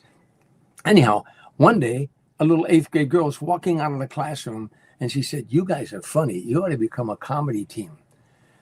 And a couple of days later, Tim's talking to me and we're telling each other a joke or two. And he said, you thinking about what that little girl said? I said, yeah, I'm thinking. He said, would you do that? I said, I don't know. Would you do that? We didn't know the first thing about comedy, getting into the business. But we became America's first black and white comedy team, and history shows we're the last. 1969 to 1975, we toured the nation as the first black and white comedy team. And there weren't any comedy clubs, Bobby. There weren't any comedy clubs in America, so we worked all black clubs in the North and the South. You said the Chitlin Circuit, right? Chitlin Circuit, yeah. Yes. The 20 Grand in Detroit, the High Chaparral in Chicago, the Burning Spear, the Cotton Club, the Club Harlem in Atlantic City, all the North and the South. And it was a great experience, great experience. And then we worked white nightclubs. So we ended up working the Playboy Circuit. And we paid dues like no other comedy team ever had to pay. The majority of people liked what we did, but this is 1969. The Civil Rights Act was passed before. Bobby Kennedy and Martin Luther King were assassinated a couple years before that. America was in turmoil. The neighborhood I grew up in had one of the largest riots in the country. The African Americans feeling disenfranchised from the system were rioting in every major city. The Vietnam War protest, there were students protesting all over America. So in the middle of all this, we said, let's go out and make them laugh. Wow. Anywhere there was racial tension, we performed. High schools, if there was racial tension, we went to colleges. We did 11 prisons in 1 year. Whoa. And I'll wrap it with this. I, to this day, and Tim, I think, would agree with me, to this day, one of the most rewarding things in my comedy career, and this is my 55th year doing stand-up comedy. Amazing. Was I can't tell you how many times, Bobby, after a show when I was with Tim, that a young black kid would come up and say to us, I got a white friend that I'd like to reach out to, but if I do, the brothers are going to wear me out. But after watching you guys on stage, I'm going to go reach out to my white friend. Then a white kid would say, I got a black friend. I really like the guy, but the white guy's going to call me names. But after watching you and Tim, I'm going to reach out. And that happened more than you'll ever know, Well, that had to be a great feeling to know that even in your own little way, even if it's one person at a time, you were kind of getting through and cutting through all of the kind of racial tumult that was going on in those days. But I can imagine it had to be kind of not very comfortable being a minority yourself, a white kid, when all of those civil rights things were kind of popping off like that. Do you remember feeling fear being a white kid, a minority in a black neighborhood, or what was your take on that? because I grew up in a black neighborhood, I didn't have that. I performed easily in front of black audiences because I knew the culture. I grew up in the culture, and Tim and I, we weren't preaching, by the way. We didn't go to places preaching. We were just trying to make people laugh. If we can get people to laugh. Now, I always, in my one-man show, I'll say, once upon a time in America, when I get to the Tim and Tom part, I'll say, once upon a time in America, there was a young black man and a young white man who were so naive and so idealistic. They honestly believed if they could just get people to sit down and laugh together, maybe they could live together. Mm-hmm. That year was, 1950. I go through all that chronology. In the end of it all, when it's done, I'll say, once upon a time in America, there was a young black man and a young white man who were so naive and so idealistic. They honestly believed if they could get people to sit down and laugh together, maybe they could live together. I wonder if that day will ever come again. Wow. And so let me touch on your point for those that are watching that might not really know, because Tim Reed, I was fascinated by this. Once again, you're like an onion, sir. I was doing research for you and I'm finding out all these different things. Now, I was already familiar with the name Tim Reed, and I'll show everybody that don't put the name and the face together, because not all of us do that. But Tim Reed actually played Venus Flytrap on WKRP in Cincinnati, is what a lot of our friends probably would know him more famously for. And the younger kids from Sister Sister, he played the father on the show Sister Sister with the young. Okay. And he was on Simon and Simon. He played Downtown Brown, and he's been on a lot of sitcoms. And he's a director, a producer, and he's. I love him like a brother. I just talked to him last night. We stand. He lives in Richmond, Virginia now. Travels all over the world, helping young children learning the film industry. He lectures and he's putting together a one-man show like I have now. And we're still the best of friends.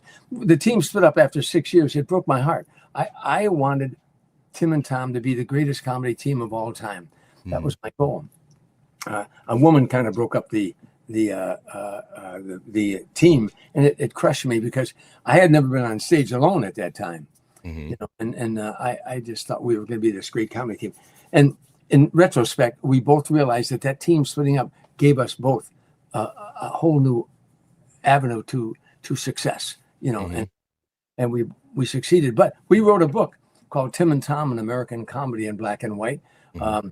And also I wrote a book called Still Standing, as you know, my journey from streets and saloons to the stage and Sinatra. Now the combination of these two may become a mini series. A lot of people are interested in, they're doing a documentary on my life right now. And there's a whole big portion in there about the Tim and Tom years, those years.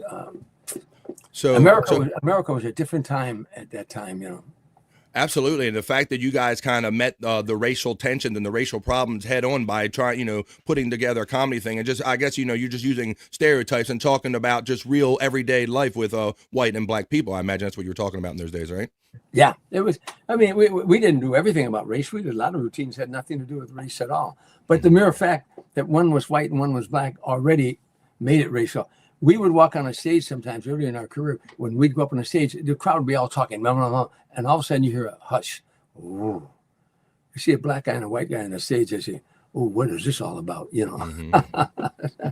Well, and watching some of your clips, you also related a story about how when you guys, the difference between comparing playing in a white club or playing in a black club on the Chitlin circuit, and a particular joke that you delivered describing Tim, and then he ultimately kind of turned it and used it in a different way in the Chitlin circuit. If you recall the joke I'm talking about. You're talking about where he taught me how, he was going to teach me how to be black?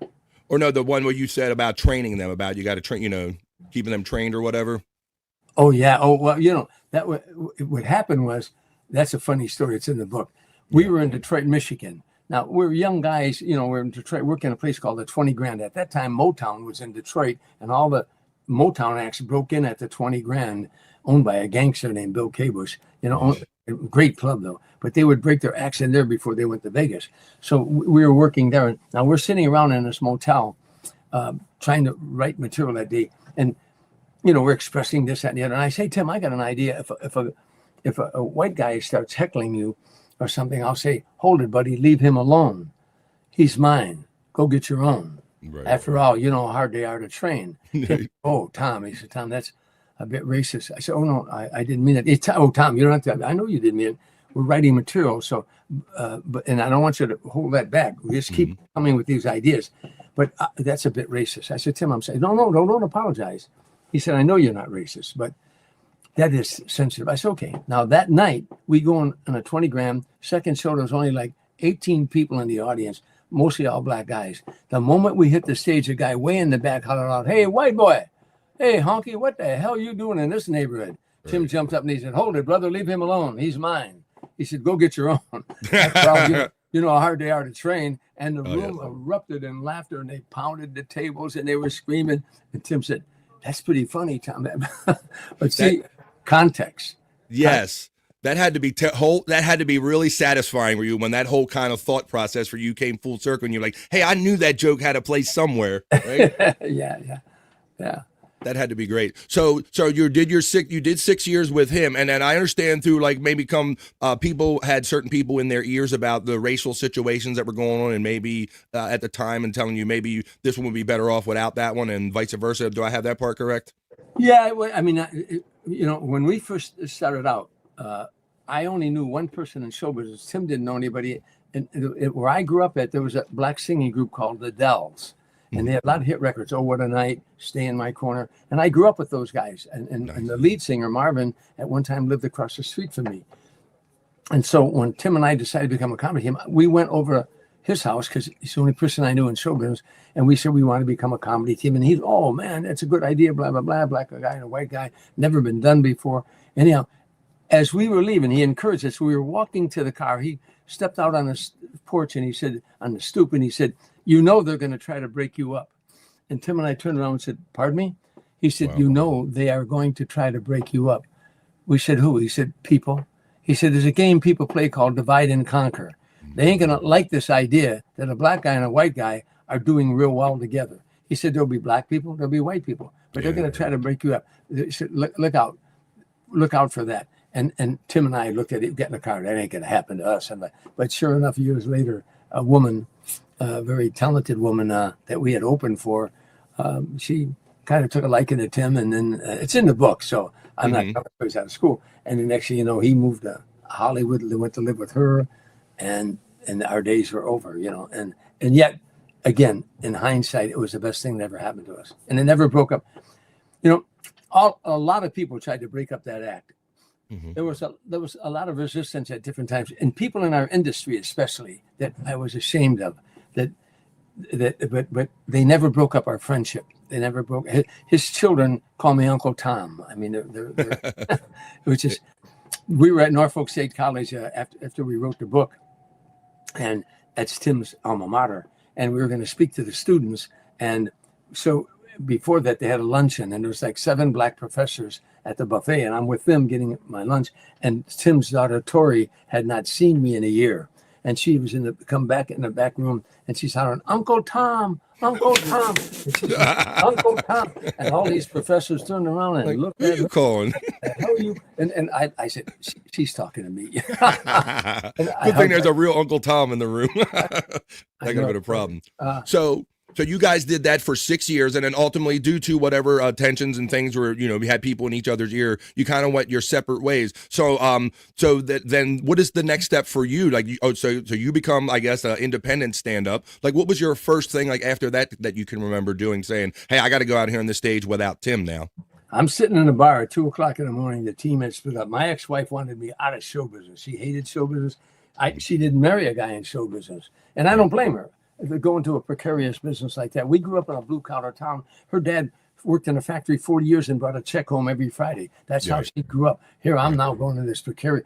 I was successful in insurance man, but the first year in insurance, I wrote over $1 million. I remember the $1 Million Round Table.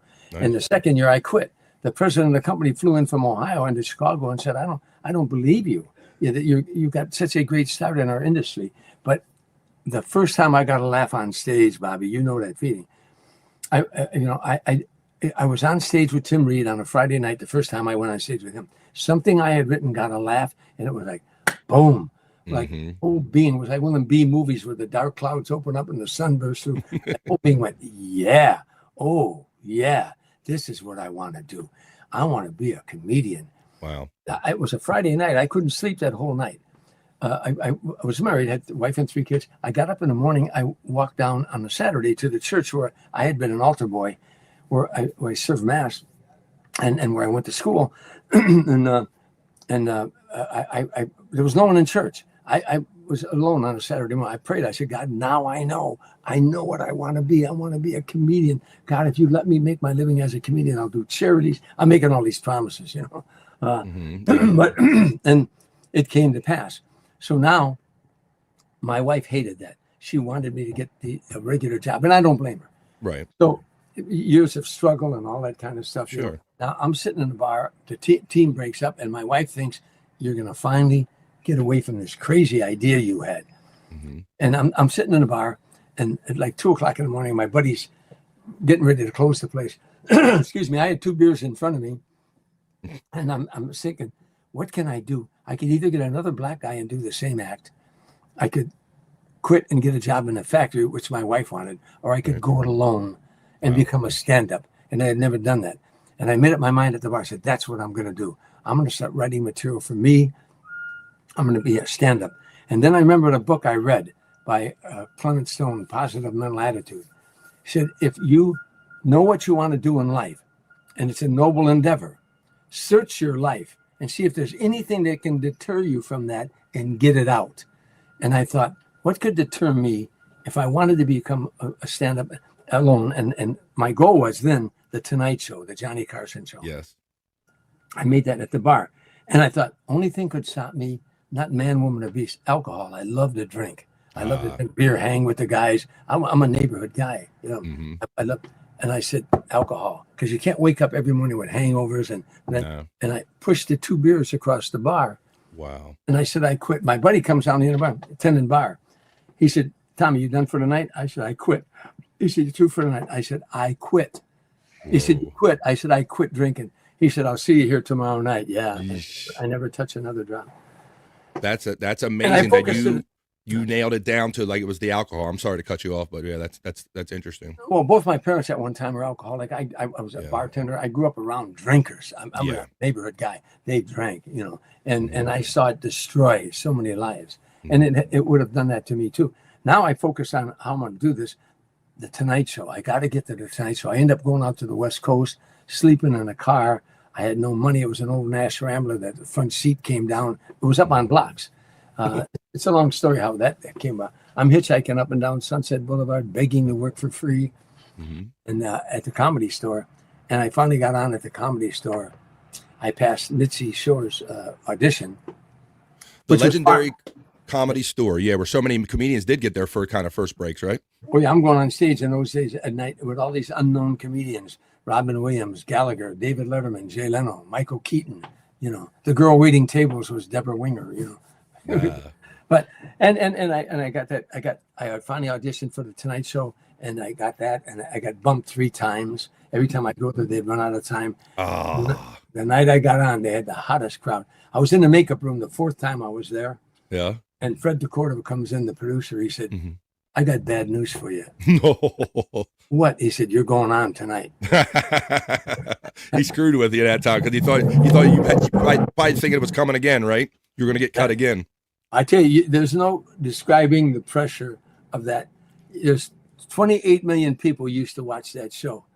One appearance on the Tonight Show, Freddie Prinze got a sitcom the next day. One appearance changed your life if you scored. Now I'm behind that curtain. It's now time to go on, and they're playing in commercial break. Doc Severinsen's playing, and I'm all alone, and all of a sudden, the music stops and your heart stops. Ooh! You hear Johnny Carson say, and now I'm thinking not only all the writers, all the talent coordinators from show business for sitcoms, but all the buyers from Vegas, all the agents, managers watch that show. Everybody tuned in, sure. Yeah. And now, not only that, my mother had everybody back in Harvey, Illinois watching. So if I bomb, I can't even go back home. And Johnny says, we're back now. And I'm glad you're in such a good mood tonight because my next guest is making his first appearance on the Tonight Show. Would you welcome, please, Tom Dreesen? That one line. I'm glad you're in such a good mood tonight. Yeah. God bless. He never did it again. He always do it your first time. I walked out there. The light hits you. You hit your spot on the floor. There's a little mark there. You hit your spot. I got that first joke out and I got a laugh. I got that second joke out and got a laugh. I got the third joke and I hear Johnny Carson and Ed McMahon laughing behind me. Then I got applause. Then I was on a roll. I got 8 applause. I finished my last line. I said, "You've been a wonderful audience. This is my first time on a Tonight Show, and show business is a tough life. So if you like me, just if you like me, and you're Protestant, say a prayer. If you're Catholic, light a candle. If you're Jewish, somebody in your family owns a nightclub. Tell them about me." I go through the curtain, and the coordinator comes around, Craig Tennis. He said, "Tommy, go back." I said, "Go back and talk to Johnny." No, just go back. Johnny called me back out for a second bow. Wow. I went back out, bowed, and he waved at me, and I never stopped working from that night. The following day, CBS signed me to a development deal. A guy from CBS named Lee Curlin was in New York watching that show, and he went to William Morris. I wasn't signed with anybody. I was struggling out here. But there was an agent at William Morris that I played softball with out here named Herb Karp. And when they were asking around, who was on the Tonight Show last night? Lee Curlin's really interested in him. So he said, "Oh, my buddy, a friend of mine, Tom Dreesen." And they said, "Have we got him signed here?" He said, "No." They wouldn't let me walk by William Morris, let alone come in the building. So he said, "No, we haven't signed." He said, "Sign him. We got a deal waiting for him." And Herb called me and he said, "I'm going to be honest with you. One of the only honest minute William Morris that I ever met." But he said, "I'm going to be honest with you, Tom. There's a deal waiting for you. You don't have to sign with us. Lee, they want to sign you to a development deal." And so I said, "I'd love to have you as my agent, Herb." And so I ended up getting signed with William Morris. I got a check for $10,000 and $1,850 a month. This is in 1975. I got a check for 10 grand. Now my rent, I had gotten my wife and kids out here. My rent was $225 a month for my wife and 3 kids. I couldn't make the payments half the time. Whoa. Now, $1,850 a month. They held me to a deal for a year. I had a $10,000 check. All my rent was paid for a year. Groceries paid. Shoes for the children. I can concentrate on this business. And that had to be an amazing feeling, especially considering the way you told us that you grew up with 8 kids and cardboard in the shoes, and now, and you have in those days $10,000, $1,800. I mean, you had to feel like one of the richest, most luckiest men at the time, I imagine. Oh yeah, I mean, I can't describe to you that feeling that the pressure's off. Are we gonna have rent money every week? Now I could really focus on, and then, but I have to tell you something funny. After I did my first Tonight Show, I was filing unemployment. I had to file that next morning. Well, that show was aired that night late. I go to the unemployment office to do well, I don't know, at home, all hell's breaking loose. At the phone's ringing off the hook. Wow. I'm in line, and there's a guy in front of me. There's 2 lines. There's a guy in front of me, and he turns around and he looks at me. He looks straight ahead, and he turns around, looked at me again. He said, "Were you on the Tonight Show last night?" And I should have said no. I said, "Yeah, I was kind of fun." He said, "I thought so." He said, "Hey, this guy was on the Tonight Show." Now, people in the unemployment line, no. He's in the unemployment line. You buy that bullshit, But it was true. But I get home, and all hell broke loose. I mean, everybody was calling. After that show, I started doing Dinah Shore, Merv Griffin, Mike Douglas, Johnny Carson, Midnight Special, Rock Concert, Soul Train, American Bandstand, Hollywood Squares. I did $20,000 Pyramid. I did that. They were calling me for everything. Sammy Davis Jr. took me on the road for 3 years. My whole life changed, So being Sammy, that was part of the Rack Pack and knew Frank and everything. Was he the one that ended up introducing you? Was he your in for Frank? No, he. As a matter of fact, at that time, Frank and him weren't talking. Frank was upset with Sammy because Sammy was doing blow. And I mean, this is all a matter of record, so I'm not talking at school. But when I was touring with Sammy one night, he said to me, he called me up and he said, we were going into Vegas to open at Caesars, and Frank was there. And he said, "Hey, babe, we usually go in opening day, rehearsal in the afternoon, and you do your first show that night." Sammy called me and said, "Hey, babe, Barbara Sinatra and Altaviz, his wife, got Frank and I together. I'm going into Vegas to catch his last show. I'll catch his first show, then we're going to go to dinner. Then I'm going to come into his last show. I want my peeps there with me, his entourage." He said, "Would you come in?" I said, "Oh, yeah, man." I didn't know Frank at that time. So I went in, and that was an incredible night. incredible night. Sammy was so excited. Him and Frank were talking again. Sammy jumped up on stage with Frank and sang a song with Frank. The audience went wild, you know. But the years I was with Sammy, he told me how much he loved Frank Sinatra, how much Frank did for him in breaking the color barrier. And Frank would refuse to play places that would not let Sammy live there. You know, they used to, Sammy said, we used to work in Vegas, and then we had to go to Colored Town. Yeah. We couldn't stay in the same I would hear those stories. Yeah, Frank changed all that, you know. Yeah, but what happened was I was touring with Smokey Robinson in Lake Tahoe. We were touring the country, and we were working in Lake Tahoe at Caesars, and Frank Sinatra was at Harrah's. And I had worked Harrah's with Sammy many times. So one night, I'm a big Sinatra fan. When I was a little boy shining shoes, he was on all the jukeboxes where I grew up at. So I rush over after my show. I didn't even change out of my stage clothes. I run from Caesars to Harrah's, which if you know Tahoe, there's one casino between those two. I ran right into the door. I'm running into the showroom. I didn't want to miss Frank's opening. And the vice president of Harrah's Hotel, a man named Holmes Hendrickson, saw me he was talking to a big guy with a cigar. And I was rushing. He said, Tommy, come here. And I reluctantly went over there because I didn't want to miss Frank's opening. He said, Tommy, this is Mickey Rudin. Well, that was Frank Sinatra's lawyer. I knew who he was. He was a powerful guy. Okay. And he said, Mickey, this is Tom Dreesen. And I think Tom would make a great opening act for Frank Sinatra. And the lawyer got a pained expression on his face like he heard that a million times. Uh-huh. And he said, hey, kid. And he winked at the vice president, but I caught the wink. He said, hey, kid, if I gave you a week with Frank, would you want more than $50,000? I said, Mr. Rudin, put it this way. If you gave me a week with Frank, would you want more than $50,000? Ah, that's right. Wait, do it for I like this kid. And then I got the gig, and I thought I was going to get 1 week with him, and I'd get my picture taken with him, hang at every bar back in Chicago. But the second night I was with him, he and his wife took me out to dinner in Atlantic City. He said, I remember like it was yesterday. He set his knife and his fork down. He said, I like your material and I like your style. I'd like you to do a few other dates with me if you're interested. And I didn't say, let me check my calendar. No. I said, yeah. And it turned into 14 years, 45, 50 cities a year, in 20,000 seat arenas, 40,000 in Hawaii. A friendship that I'll never, ever forget. He took me to his home 6 times a year. We hung out till the wee hours of the morning, and I miss him every day of my life.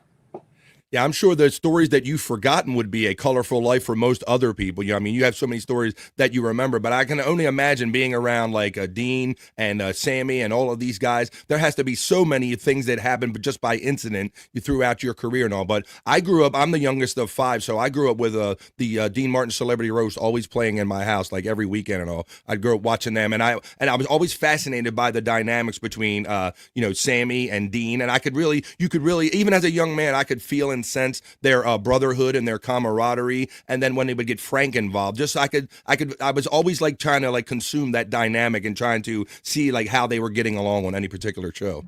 Yeah, I did 2 of the Dean Martin roasts. We did one for Dan Haggerty and then one for George Burns. Yes, 2 of those. And when I was growing up, and this is part of my one-man show that I said when I was growing up, if you played a word game with me, if you said if you said black, I'd say white. If you said baseball, I'd say Cubs. If you said love, I'd say mom. But if you said show business, I said Frank Sinatra, Sammy Davis Jr., and Dean Martin. Not only because of their enormous talent, but the love they had for one another. And you could sense that on stage, that these big stars had such great respect for each other's talent and the charisma they had.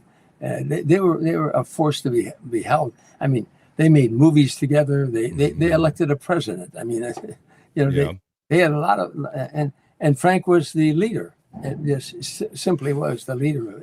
Even as a child, I could sense that Frank was the leader, and I was always fascinated how other grown men, I could sense their uneasiness or unwillingness to piss off Frank at any given point or anything. They always were. I could tell where that grown men were being careful around Frank Sinatra, and I could always picked up on that. He was a mover and a shaker. You're so used to bullshit people in our business that all they do is they give good meeting. They don't get anything done, but they give terrific meeting. They 8 meetings a day, nothing's ever accomplished, but they hold good meeting. That's why I say they give good meeting, you know. But Frank Sinatra was a man of action. It's interesting to be around that kind of power. I saw him sitting with powerful people, and they'd be talking about something, and somebody say, you know, it would be a good idea. And Frank was, that is a good idea. And he'd pick up the phone, and that idea would go into action immediately. Mm-hmm. You know, all the bullshit was cut out of it. You know, they cut all the fat out of it. He was a man of action, a man of power.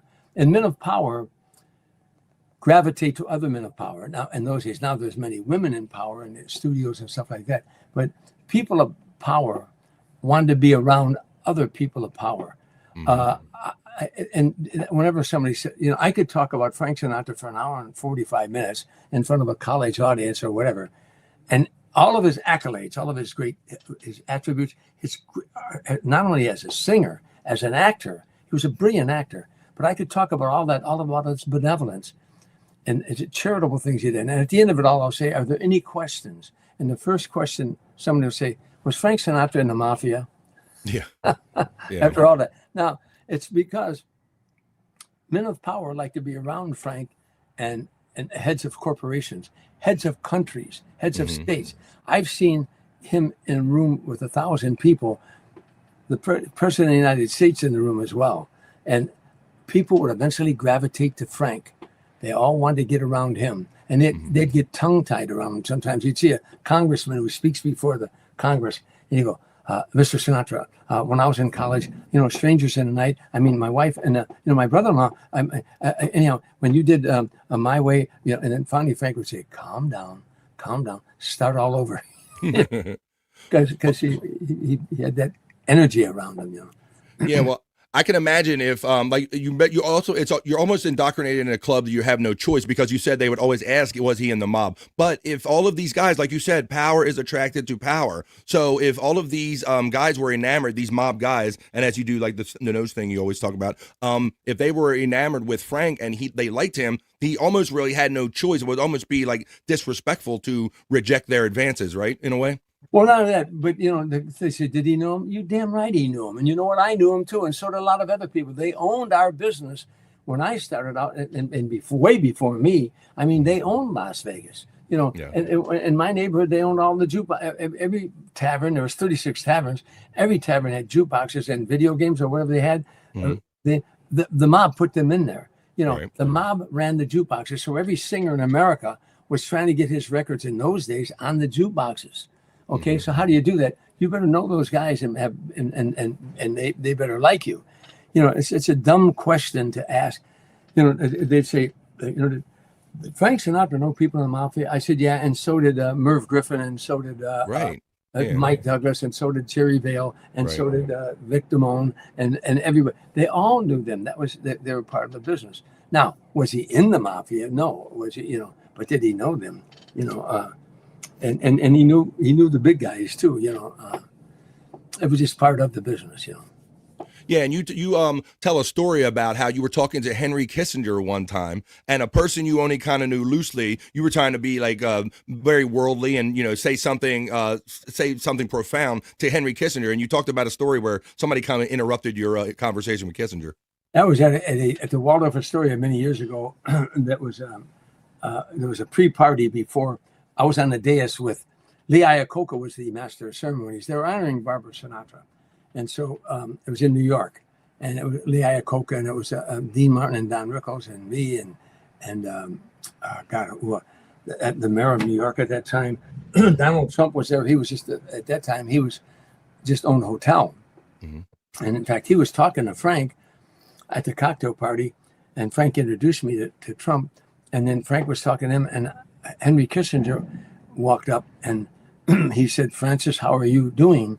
And Frank turned around and said, oh, Dr. Kissinger, it's good to see you. He said, this is Tom Dreesen. He's touring with me now.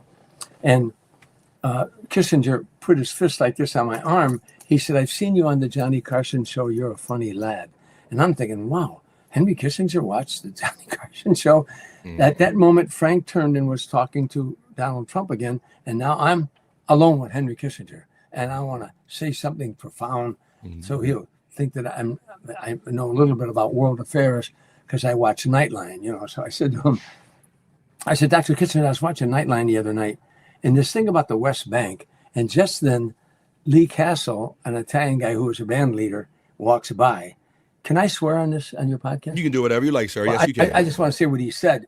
Yes. And Lee Castle, he said, Tommy, he stopped. He interrupts Henry Kissinger. He said, excuse me. He said, Tommy, did you hear about Tony from Milwaukee?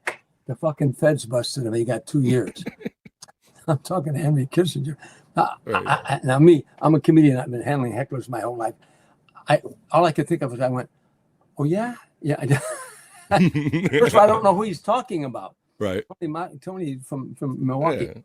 Hey, Now, don't he walks away, and Kissinger's looking at me like I'm Al Capone now. You know, so all I could say was, I said, you know how them fucking feds are.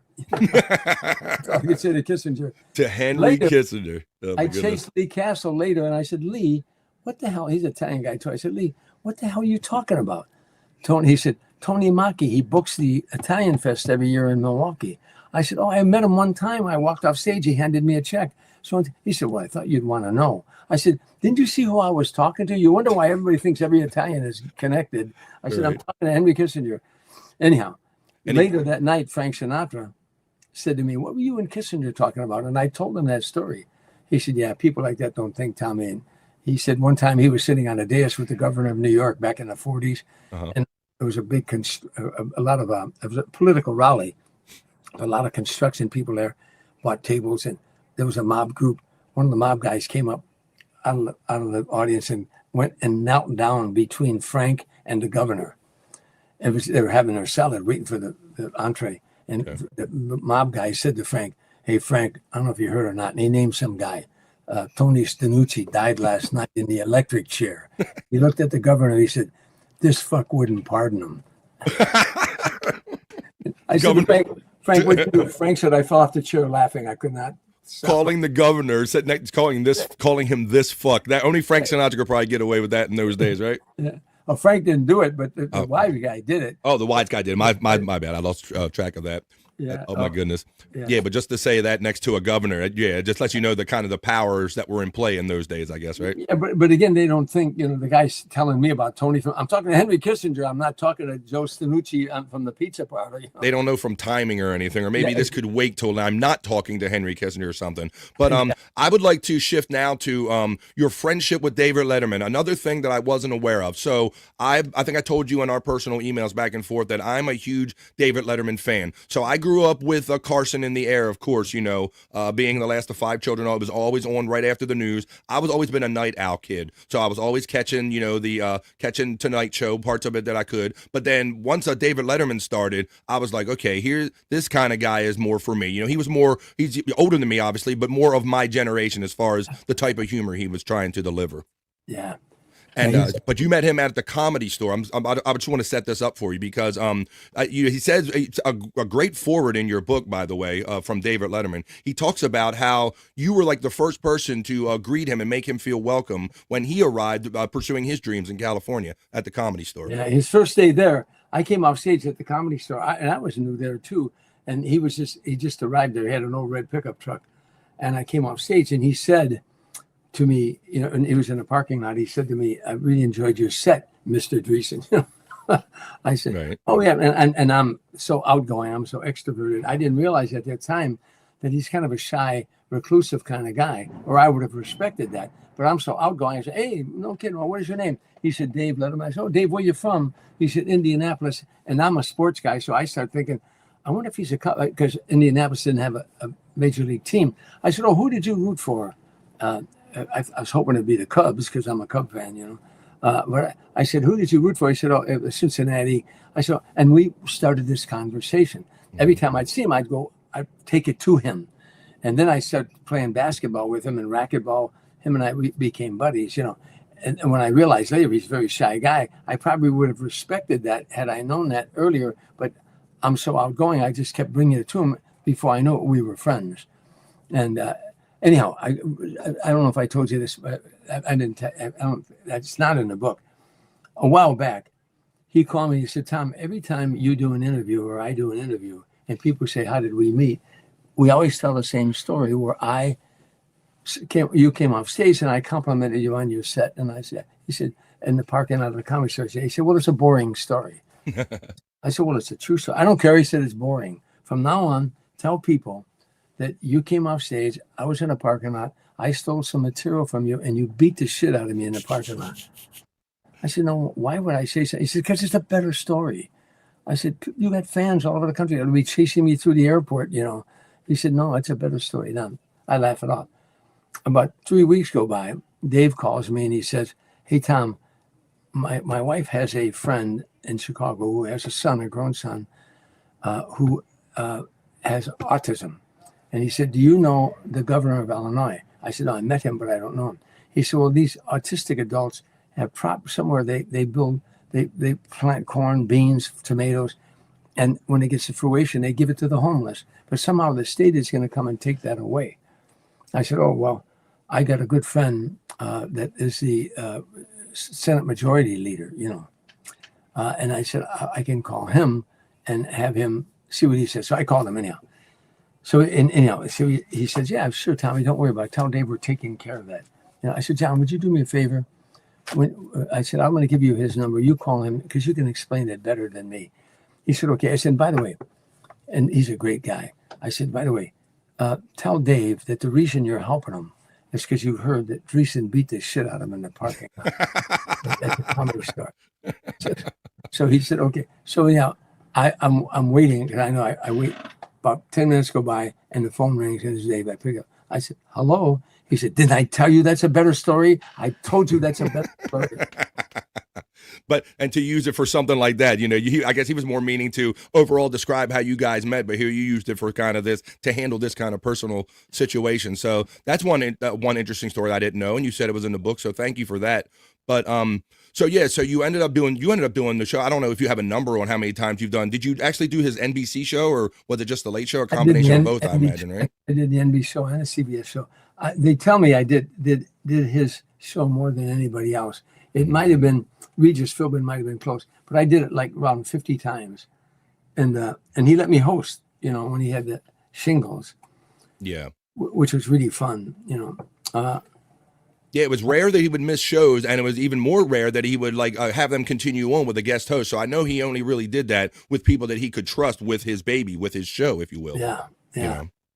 So how was that experience? Like, so now you're on the other side of the couch, because here you are, a young comedian on Carson and everything, and trying to make your bones there. You're on the comedian side, and now you're in the chair. So did you take anything different away from the hosting experience? Yeah, I mean, I knew I could host. I mean, I hosted like a show in Chicago or something. I knew I could, but it was Dave's show, so you're in Dave's aura. And so my opening line when I came out, I said, they gave me a bigger round of applause. I said, how many of you out there thought Dave Letterman was coming out? Applaud. And they applaud, you know. And I said, I know just how you feel. I'm a little bit disappointed myself. You know? But it was really fun. It was really a good time. I was lucky enough to go see David Letterman live a couple times up in the beautiful Ed Sullivan Theater. I think they did an amazing job restoring that theater for him. I thought that was a really great gesture that they kind of CBS did for him at the time. Well, you know, that's our historic theater too. The Beatles appeared on that stage on the Ed Sullivan Show. Right. Mm-hmm. Yeah. That's all I ever heard. And then, you know, you heard all the aura, and right, there was the Ed Sullivan host, you know, home of the Ed Sullivan Show for a year, where the Beatles first appeared. And I know for a while there, it kind of fell out of favor and disrepair and all, and it was kind of just sitting there. So I thought that was really good combination of things when they kind of refurbished that place and made it the home for David Letterman. I thought that was very appropriate at the time. And he got caught up in that whole battle, because I believe that Dave did get ripped off out of the whole taking over the Tonight Show thing. You know, I think, to me, being a Letterman fan, I believe we were all thought that he was the heir apparent to Johnny Carson. It seemed like it was just there waiting for him. And then it got caught up with that whole Jay Leno dynamic and everything. Yeah. There's a lot, you know, Jay and I started out together, and Jay and I are still friends. David and I are a lot closer because David and I, you know, Jay isn't a sports guy, and Dave is. And I played in the fast pitch softball league out here until I was 58 years old. I played in the Van Nuys Y basketball team until I was 48. You know, I was always a jock. Not a big guy, you know, but in the service, I boxed when I was in the service. I tried out for teams there, and Dave was a sports kind of guy. So we played racquetball together, as I told you earlier. We were on the Comedy Store basketball team. I was captain, and I got a great picture. I should have sent this to you of all the the guys on the Comedy Store basketball team. So we were more orientated to sports and stuff. Jay is not a sports kind of guy, but I've known him that long. Mm-hmm. But so my opinion of that, and this is just my opinion, that Johnny Carson. I'll give you an example. Brandon Tartikoff was a very good friend of mine from Chicago. He ran the network at NBC. Mm-hmm. He told me one day, if we have a sitcom and they're not getting good ratings and we need to boost those ratings, and we own the Tonight Show. I'd want that star or that whoever that girl was or guy was get him on Johnny. I would call. I could not talk to Johnny. I could only talk to Fred DeCordova or Peter Lasalli.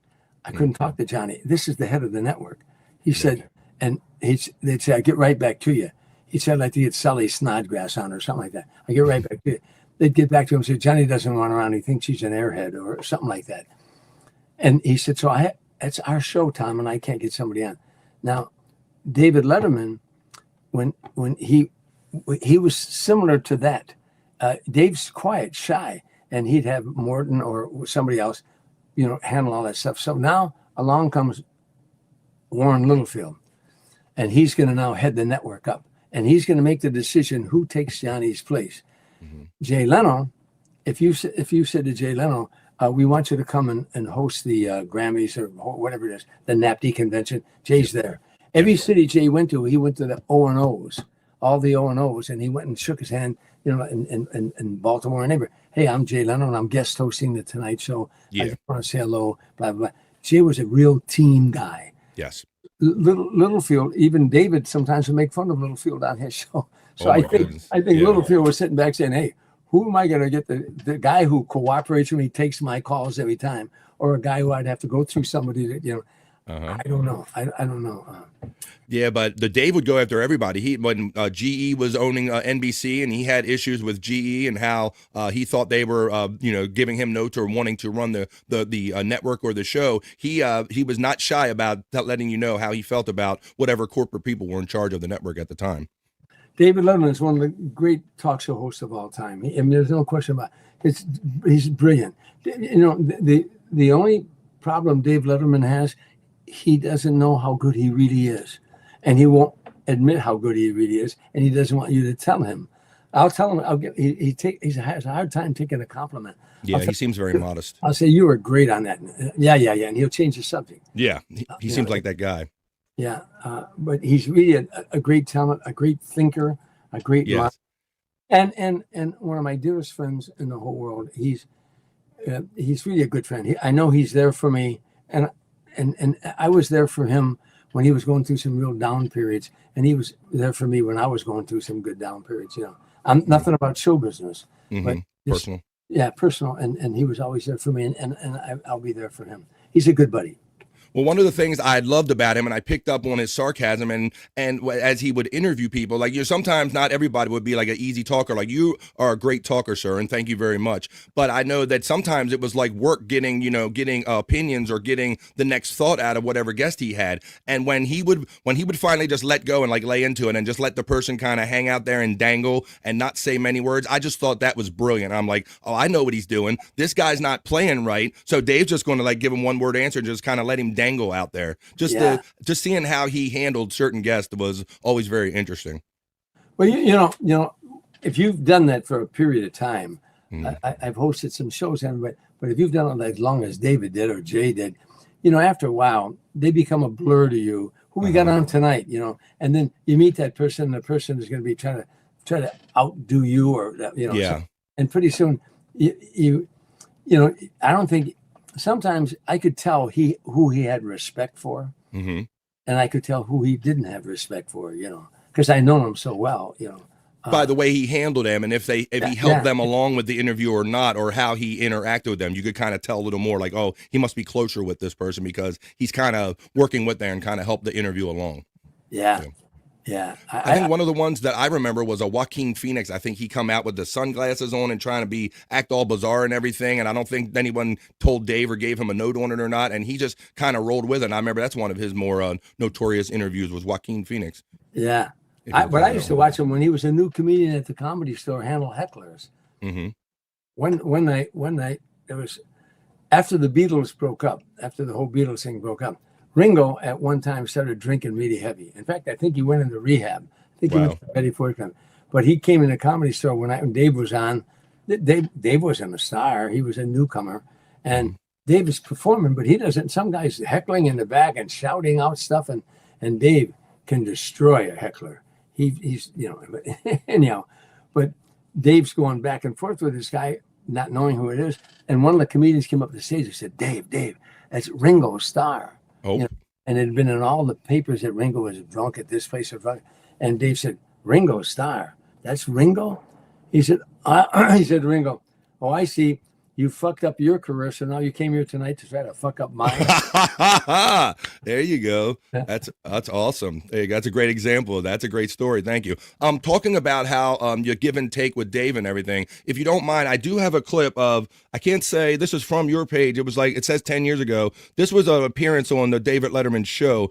And you were talking about how it's really hard to buy a gift for Frank Sinatra for his birthday. What do you buy a man that has everything? And so you told this story, and then Dave kind of punched it. And I love the back and forth in this little sequence. If you don't mind me showing this right here, real quick, and then we could talk about this. And we got somebody backstage that's going to join us too. But let's talk about this right here. This was you talking about trying to buy a gift for Frank Sinatra, the man who kind of has everything, and. The Christmas. This is one of my favorite stories about him. At Christmas time, first of all, what do you buy for Frank Sinatra? So I would always feed 500 homeless, send him a letter that 500 homeless people were fed in his name. Well, where do you send a letter to homeless people? Right? I mean, Well, how do you do that? Hey, I'm dating a homeless woman now. Is that right? It's great. After a date, you can just drop her off anywhere. I love that. And you set me up for that. Oh, sorry. I didn't want to do that. Taking an ugly, it's the holidays, taking an ugly damn turn. You know the Red Fox story? There you go. So there you go, sir. I wanted to show that real quick because I love reliving all these Letterman moments because, like I said, I'm a big Letterman guy. And just that banter back and forth between you two, I can see these guys are working. These guys are working together. Yeah. Well, people for years would say they love it when I came on because you don't know a lot about David Letterman. He's very private. Mm-hmm. But the thought that he had a pal that we did a lot of, we played basketball together, we played racquetball together. I think the audience liked that. that they like that some of Dave's old friends and knew him back in the day when we started out. But we always and the thing is, I never saw him before the show. He didn't want to see me before the show, and I didn't either because when we first went out, it was the first time I was seeing him in months, and so there was always that energy that we had there. Yeah. That just save it for the show energy. Like you knew you guys would hook up and maybe talk after the show, but you guys both knew enough about what you were doing to go, hey, this will be so much better if I don't talk to you, you don't talk to me. Yeah. Save it for the air kind of thing, and let all the magic and the energy kind of happen right there. Johnny Carson was the same way. Johnny would not talk to you before the show because he'd see if you see in the green room and you start talking, you give away the interview there, you give away the energy there. So he would hide from you, and you'd stay away from him because he didn't want to talk to you before the show, which is smart. I think it's very smart. Well, we got a mutual friend backstage I want to bring in a minute, but I'm going to ask one more story, and I was kind of going back. I'm sorry if I bounce back a little bit on this, but I mentioned to you in the email that I sent to you that I really enjoyed the introduction to your book, and you described, I mean, this was like the ultimate description for you, and I could tell what the moment meant for you in your life. You describe being on a stage, I believe it was in Cincinnati or something, and just you really paint a tremendous picture. You should really go, click on Tom Dreesen.com. streamshow.com. His link is running throughout the entirety of this show, and you can go there and find anything you want to know about Mr. Dreesen, like upcoming events and books and all that stuff. You can get all his links by clicking on tomdreesen.com. But I really love the story that you told and the way you expressed it about how you're on stage with Frank Sinatra. He blew, and I'm paraphrasing, he hits his last big note on his big number, and you get whisked away, and before you know it, you're kind of in the air. But could you elaborate more on that and tell? You said that was like a defining moment in your life when you kind of really put it all together and really realized what your life was at that point. Yeah. For anybody who just tuned in, I talked about growing up very poor, shining shoes in all the taverns in my neighborhood, setting pins in boy, I was caddying, but a very poor kid from Chicago. And I used to take my shoe shine box sometimes on the Illinois Central down to the Chicago Theater. It was a ways downtown, but if I would keep, there were people going in the theater and they'd come out during intermission, and I get bigger tips down there. You'd shine shoes out in front of the theater if you could do it. And the Chicago Theater and the big stars that went there. Now, I'm touring with Frank for about 2.5 years at that time. And we're going around the country, and we were at Riverfront Stadium in Cincinnati. And this is the opening of my book. And Frank closed with this song, New York, New York. And he held that note for, I thought, till he'd pass out. And finally he finishes and he comes up. He said, "Let's go, Tommy." We jump in the limo, squad cars and limousines rushing us to the private jet. We get in the private jet. Moments later, we're flying over the venue. People aren't even in their cars yet. We're on our way to Chicago. And Frank's talking to me. He said, "Tommy, we're going to Chicago. They put $8 million into the Chicago Theater and renovated it to its original, the way it was back in the 20s. Chicago Theater." And that's when I was a kid in the alley, shining shoes. And Frank's talking about, we're going to Tommy. He said, "We're going to knock them dead, Tommy." And all of a sudden, it hit me. It had never, ever hit me before. I went, "Oh my God, I'm in Frank Sinatra's private jet. And we're flying to my hometown. And my name is going to be on the marquee with Frank Sinatra, where I shine shoes outside that theater." Wow. I never had that feeling before. And I'd been with him a couple of years. All of a sudden, I couldn't talk. I got so choked up. And Frank is talking. He's going by. I'm sitting in the seat across from him. And I'm glad. I think I would have burst into tears. I just got so overwhelmed with that moment. I couldn't believe that I'm going back to Chicago and on a stage. And I'd been on a stage with Frank for 2 years, but I'm at the Chicago Theater stage with my name on the marquee. It was a moment that never happened again. And I don't even know why it happened then, but it was like one of them reality moments that, oh my God, look where you are. Look where you are, it was really, I even when I think of it now, it gets me because it was that, and I'm not making this up, Bobby. If I close my eyes anytime in my life, wherever I'm at, I perform at the White House. I perform for 5 different presidents. I've done some wonderful things in my life. But if I close my eyes, I see a little boy with a shoe shine box trudging through the snow, going from tavern to tavern, trying to make enough money to help feed his brothers and sisters. I'm a heartbeat away from that little boy my whole life. Yeah. And I know that sounds like humble bullshit, but that's what keeps me humble. It sounds like motivation to me, sir. It sounds like you have a good sense of where you came from and you didn't get lost in yourself. You still, no matter where you're here in a plane flying with Mr. Frank Sinatra, but you're still that kid from Chicago. And I think that's what keeps us based. I think it's always good to have that home base to humble you and come back to. And I think that caused you to appreciate the situation you were in that much more. Oh, absolutely. Absolutely, yeah. So that's great. Well, I got a guy backstage that you know and I know. Matter of fact, he made the connection between us. Let's bring him in right now. He kind of helped you co-write your book. Let's say hello to our friend Johnny Russo coming in. Come on, Johnny. Hello, Bobby. Thanks, Mr. Dreesen. Hey, Johnny. How's your dad? How's your dad doing? He's good. He was pretty into the sauce that night when you talked to him. I went back to New York a couple weeks ago for my birthday. And I called Mr. Dreesen. I put my dad on, and it was like, somebody. It was like an AA meeting. My dad was just like, "Mr. Dreesen, that's so good." He was like Foster Brooks. Oh my goodness! Talk about a throwback, Foster Brooks. Oh my God! If any of your listeners know who Foster Brooks, I'll tell you a real quick story. One of our Dean Martin shows, we're here in L.A. and we had to board. It was a Republic airline to fly to Vegas to do the Dean Martin show. On the way back, it was me, Foster Brooks. I'm trying to think. It was somebody's manager and another star that was on that show. Anyhow, but now they put us in the first class lounge in Vegas, and they boarded us last, and they had a curtain covering coach. So there was only like 4 seats in those days in that first class Republic airline. But the pilot wanted to meet us, and so we go in the cockpit. Hey, how you doing? And Foster Brooks saying, "Could I use that microphone?" In those days, they let us. He let Foster Brooks. The curtains closed. Foster Brooks. I swear, I'm paraphrasing. But he said, "Ladies and gentlemen, this is your captain speaking. I'm gonna try. I'm gonna try to get this thing off the ground." Now, people in coach go, ah! Yeah, exactly. They think it's the actual captain. I'm getting off this plane. That's then he opens up the curtain and he waves at him, and they go, oh. And then people sat back down again and they applauded.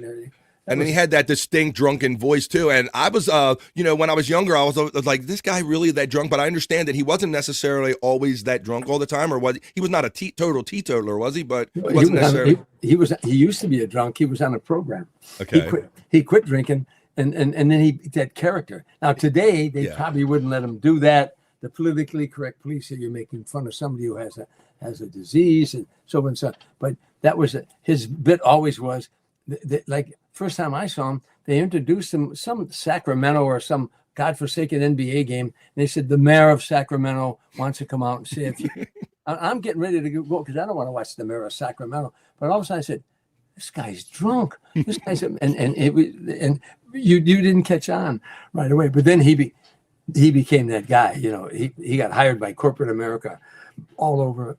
Dean Martin had him on his show all the time. He cracked Dean up. Well, that was the thing with Dean too, wasn't it? That Dean was supposed to be this lush that would be on stage drunk, but it was a lot. It was basically apple juice a lot of the time, wasn't it? Yeah, you know where they got that character from. If you ever see the movie, Frank Sinatra played Joey Lewis. Why did I? About the Joker is Wild. Joker is Wild. Yeah, Joey Lewis was a singer, a great singer, and the mob slashed his throat. And there's a lot of evidence now that it was Sam Giancana when he was a young con man, a young guy, that he slashed Joey Lewis's throat because the mob had him. He didn't want to be with him. He wanted to go to different management, and they cut his throat. Now he can't sing ever again, and he became a comedian. But he drank all the time. And so, in fact, he was the first one ever to come up with that line, "I feel sorry for people who don't drink, because when they wake up in the morning, that's as good as they're going to feel all day," all that kind of stuff. That was Dean Martin did. Dean Martin was actually doing a great impression of Joey Lewis throughout his whole career.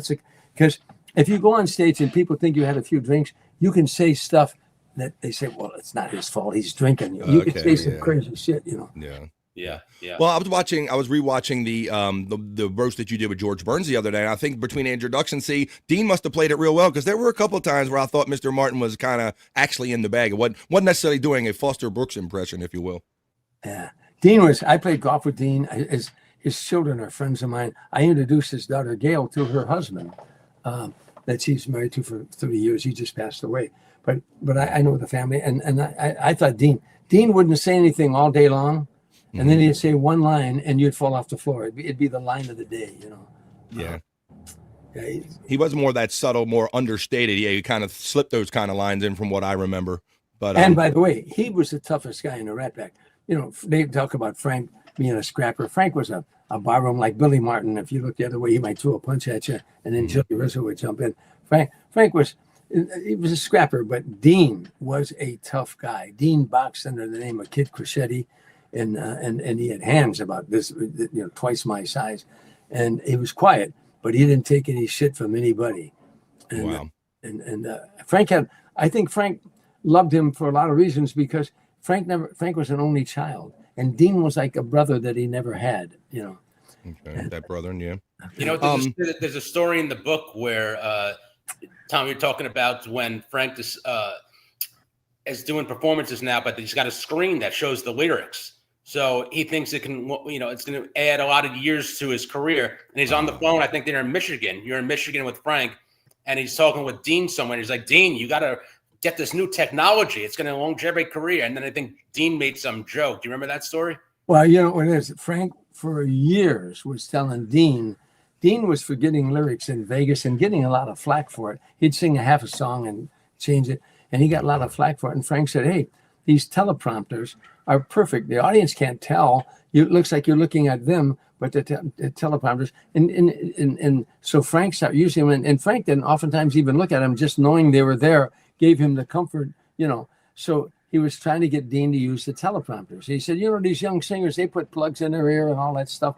And they, you know, and Dean said, yeah. And Dean wouldn't do it, you know. Anyhow, so now we're in Detroit. We did at the Fox Theater. We did a matinee in the afternoon. We got another show in the evening. And Frank and I were sitting around watching football in his suite. And Frank's manager come walk in and he said, Mort Viner's on the phone. That was Dean's manager. He said, Dean used the teleprompters last night in Vegas and he loved them. And Frank said, damn it, get him on the phone. They called each other Dag, you know, for short for Dago.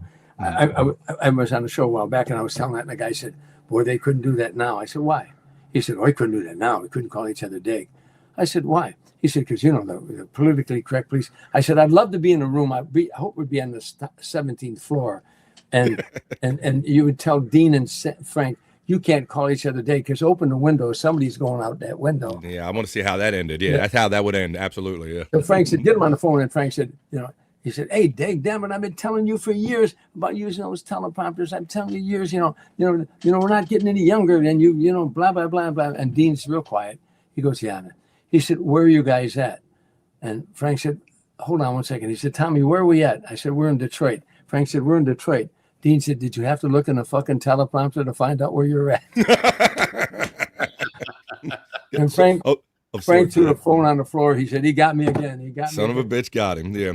I want to talk about one of my favorite movies was Spaceballs, made by Mel Brooks. And you had a little part in that, did you? You had a little scene in there? What was your part in Spaceballs? What do you remember of that experience? I could get you the picture. It's on the wall. I got killed in that movie with a can of shaving cream. But what I'll tell you, you know, all the years you're in show business and they talk about, I went on this audition and I nailed that audition and that's how I got the part. And you know, there were 25 guys up for it. How I got that part, I just gotten a divorce. I'm dating a tall, hot chick, just a beautiful girl. Nice. And her name was Trish. And you know, we went to the Improv. I did a set. And then I went across the street to a restaurant where we were going to eat. And she's tall. And I was sitting at the bar. She was standing up. And Mel Brooks happened to be in the restaurant. And he saw this gorgeous girl. So he kind of made her walk around. And he kind of walk up there. Now, he sees me sitting there. He says, hey, Dreesen, how you doing? I said, oh, hey, Mel, how you doing? I said, Mel, this is my friend Trish. Trish is Mel Brooks. And we're talking chat. He said, what are you doing Monday?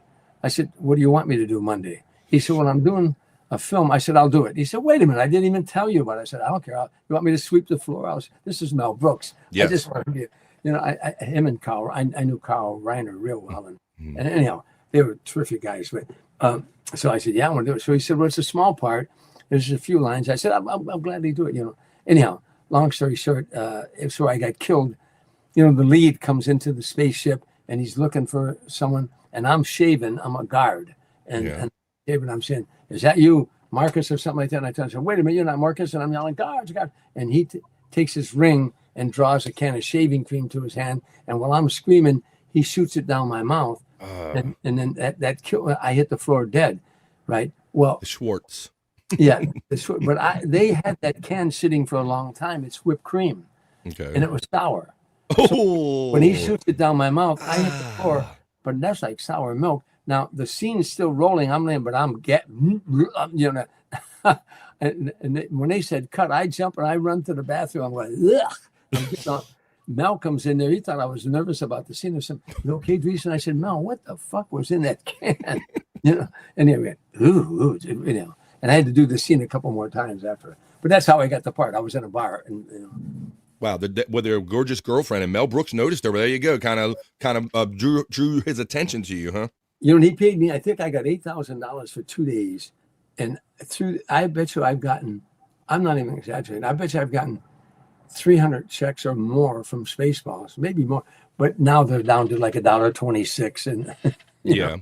But that definitely a fun movie. Now, were you a big Star Wars fan? Did you? Because I know a lot of people say that you really don't even have to be a Star Wars fan to like and enjoy that movie. I was a Star Wars fan, but what was your experience like knowing any of the context going into that? I really didn't know I wasn't a Star Wars fan. But I tell you, I'm always surprised at the play of that film over and over and over. I bet you Mel has not had a movie, none of them that played in Blazing Saddles or Frankenstein. I mean, that Spaceballs, for some reason, that really caught on. It still plays. I mean, I get checks all the time, all over the world. It plays in the Netherlands and all that stuff.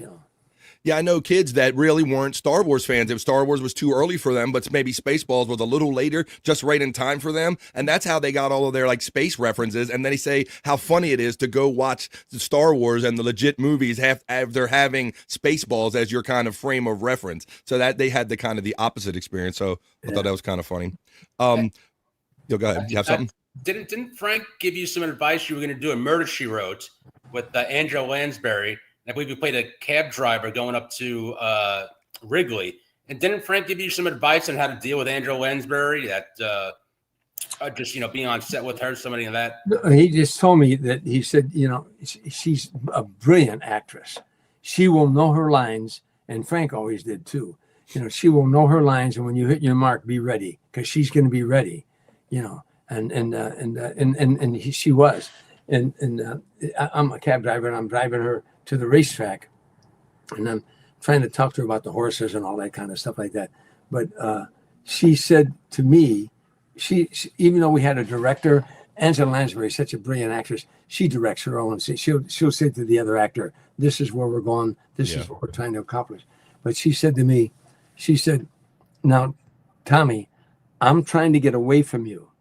And I can't get away from you because you're holding me, but not physically holding me. You're holding me with your vocabulary. You just keep going." And I said, "You really got the right guy for this part, I'll tell you that." Because I'm always being chided about I'm a talker, But yeah, it was a joy working with her. But Frank, here's the thing that I've said over and over. Everybody thinks about Frank Sinatra, this great singer, which he was. And there's never been one like him, nor will there be. That he was Steve Lawrence. One night we're having dinner, and Steve Lawrence said to Frank, "You ruined it for all the rest of us." Yes. Because once they heard you sing it, they knew how it's supposed to be sung. Yep. All crooners, he was the standard for those types of singers, right? No one interpreted lyrics like him. When you gave Frank a song, to him it could be a script. What did the writer feel the night the writer took pen in hand? He would immerse himself in that lyric and become that lonely guy in a bar whose woman left him. And he's never going to find love again. And you felt that. You felt that. And the joy of songs, Come Fly With Me. But he would, if he was going to do a song, he would rehearse it all day long. If it was a new song, as a poem, he would walk the floor. You will be my music. You will be my song. When all the songs are out of tune and all the rhymes ring so untrue, then you will be my music. And then he'd go sing it, and if a woman ever left you, there's a song he sings called "If You Go Away." If you're in a bar at 2:00 in the morning and a woman left you and that song comes on, before the song is over, you'll put a gun in your mouth. They call that "have a tear in your beer" song kind of thing, right? When you're sitting there feeling sorry for yourself and the tears fall into your beer. He was a brilliant actor, and he gave me great advice. One night I'm sitting with him, Gregory Peck, Clint Eastwood in his compound in the yard. All the women had gone to bed. It's Robert Wagner, Jack Lemmon, Kirk Douglas, Gregory Peck, all these brilliant actors. And I'm a fly in the wall. I'm sitting there watching these guys because I'm an actor, but I'm not in their category, and I want to hear what they have to say. And I noticed they were showing great reverence to Frank. These learned actors, and curious because everybody out here likes to tell you who they studied with, Lee Strasberg or Stella Adler, those names. And I said to Frank, "Did you ever study acting?" And Gregory Peck grabbed my arm hard. He said, "Acting lessons would have ruined him. He was a diamond in the rough you didn't fool with."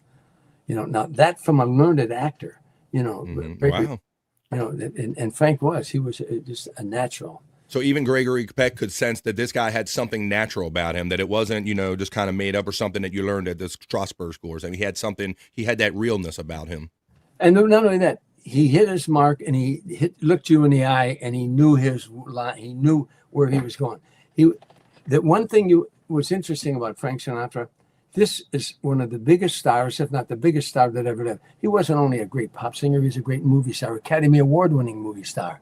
I mean, this was a larger than life, you know. And the whole mafia thing and all that other bullshit made him larger than life. But the one thing, as important as Frank Sinatra was, he was never, ever, ever, ever, ever, ever late for anything, anytime.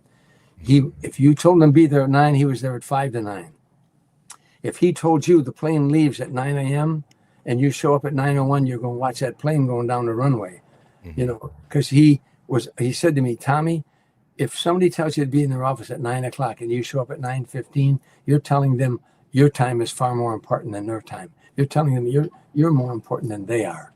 And he said, no one's that important. And that's the amazing thing about him, that he was, you know. I love some of the life lessons that I kind of learned through you by way of doing this research about Frank Sinatra. And you told a particular story about a lady who was waiting to get an autograph from Frank Sinatra for her sick husband who is at home. And you were talking about the value of things and things that possess you or you possess them. Could you elaborate on that story a little bit? Yeah, we were leaving the Waldorf Astoria in New York on our way to do a gig. And we went out the back way because if you went out the front, Frank would get mobbed. And we went the back way.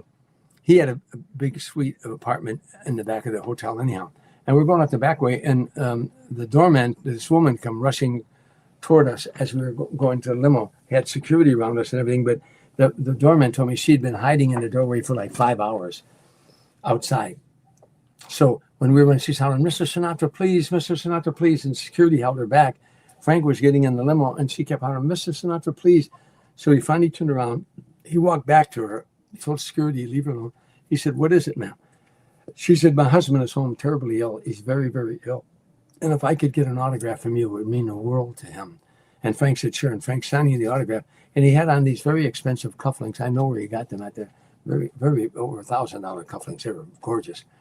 And he signed the autograph. She said, oh, what beautiful cufflinks. He said, thank you. And he finished the autograph. He took the cufflinks off and he said, give these to your husband. And he handed them to her. She said, no, I don't want them. I was just admiring them. He said, no, I want you to have them. Give them to your husband. We get in the limo and I said, Frank, that was beautiful. But why did you do that? He said, Tommy, if you possess something that you can't give away, then you don't possess it. It possesses you. And they said, Tommy, that shirt on your back, if you die tomorrow, that's somebody else's shirt. Nothing we have is ours. We're only using it. He said Aristotle Onassis has billions of dollars. He has his own mansions, private jets, private aircraft, private planes. The second he died, it transferred. We're only using it. It isn't ours.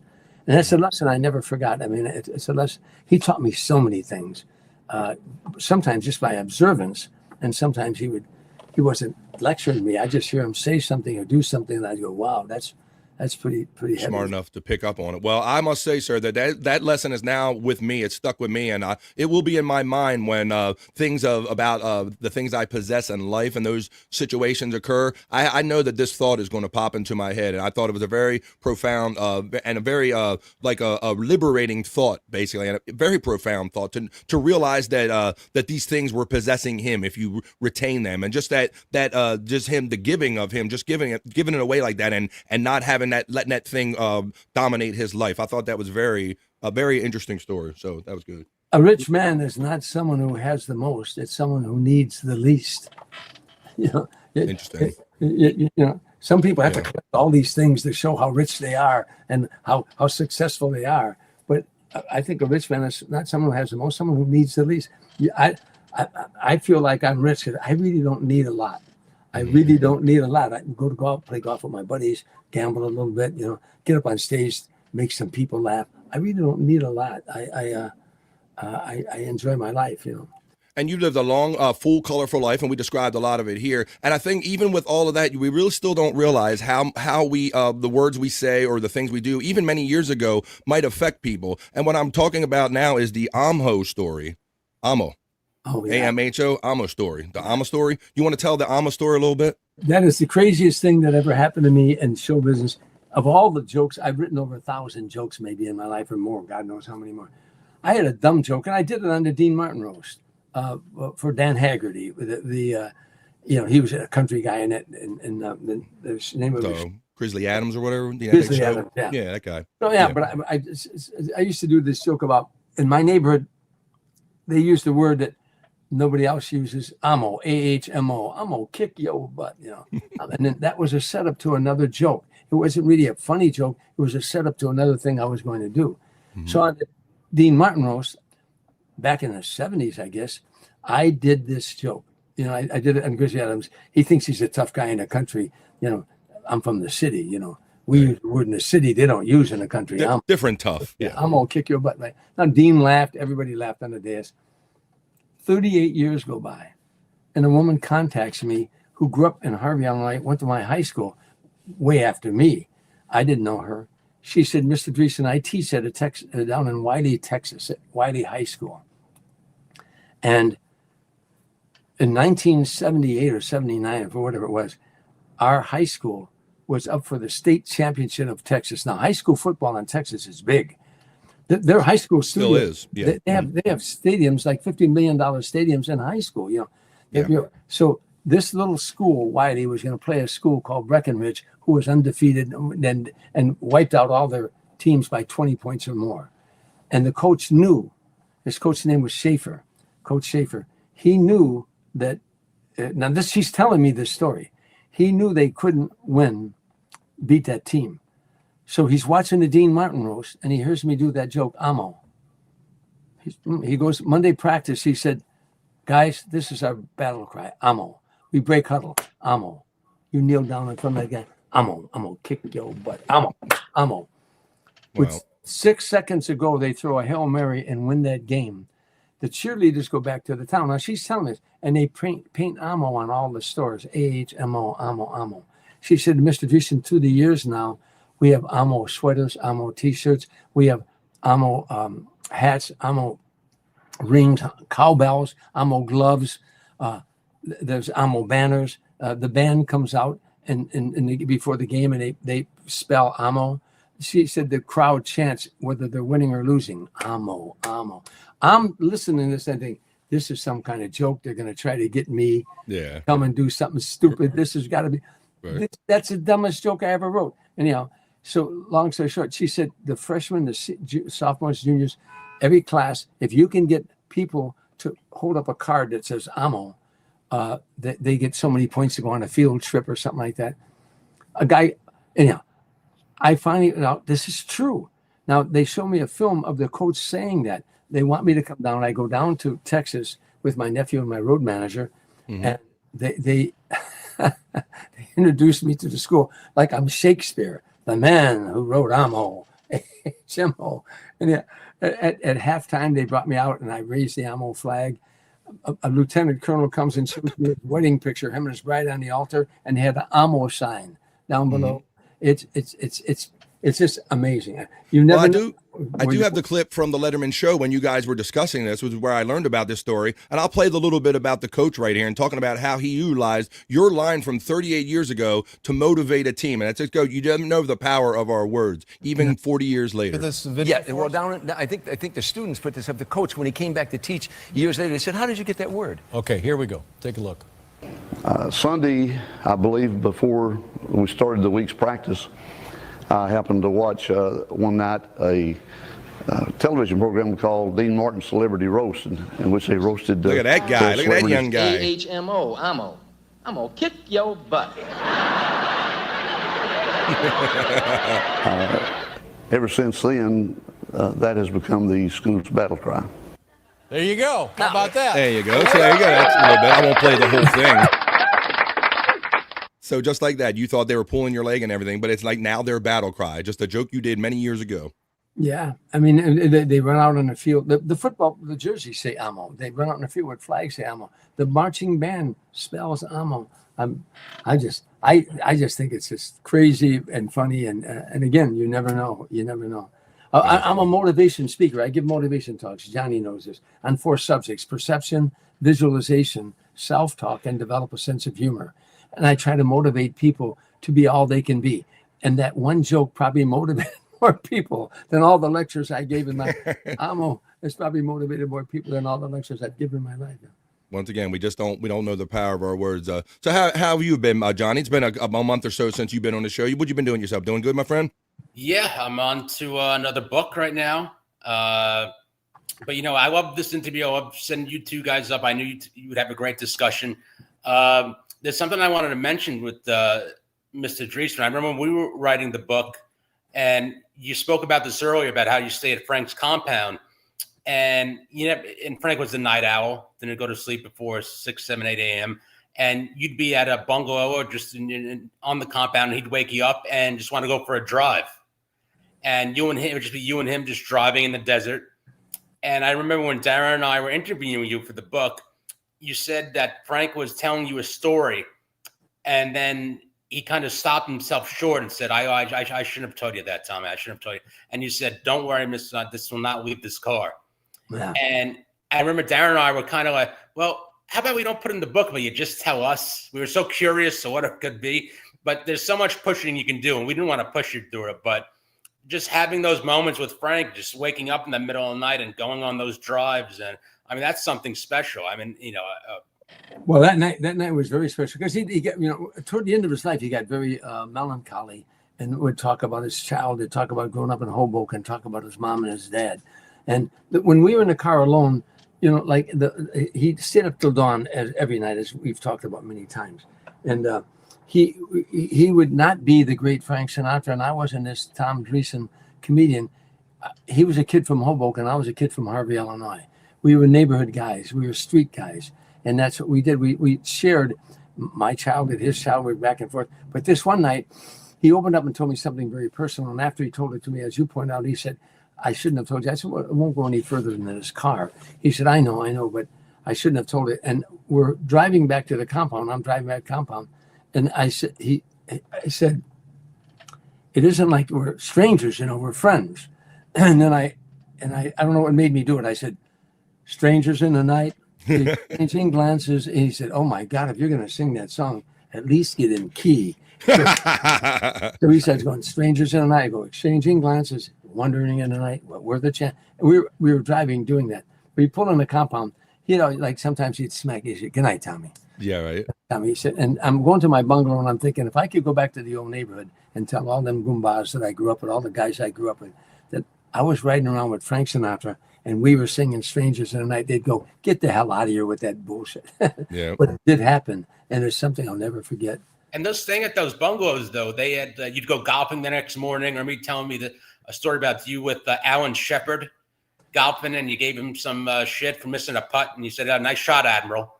No, I was an enlisted man. I was a Navy enlisted man. He was an admiral, and he was the first man in space, and on the 5th lunar mission landed on the moon. And I had great respect for him.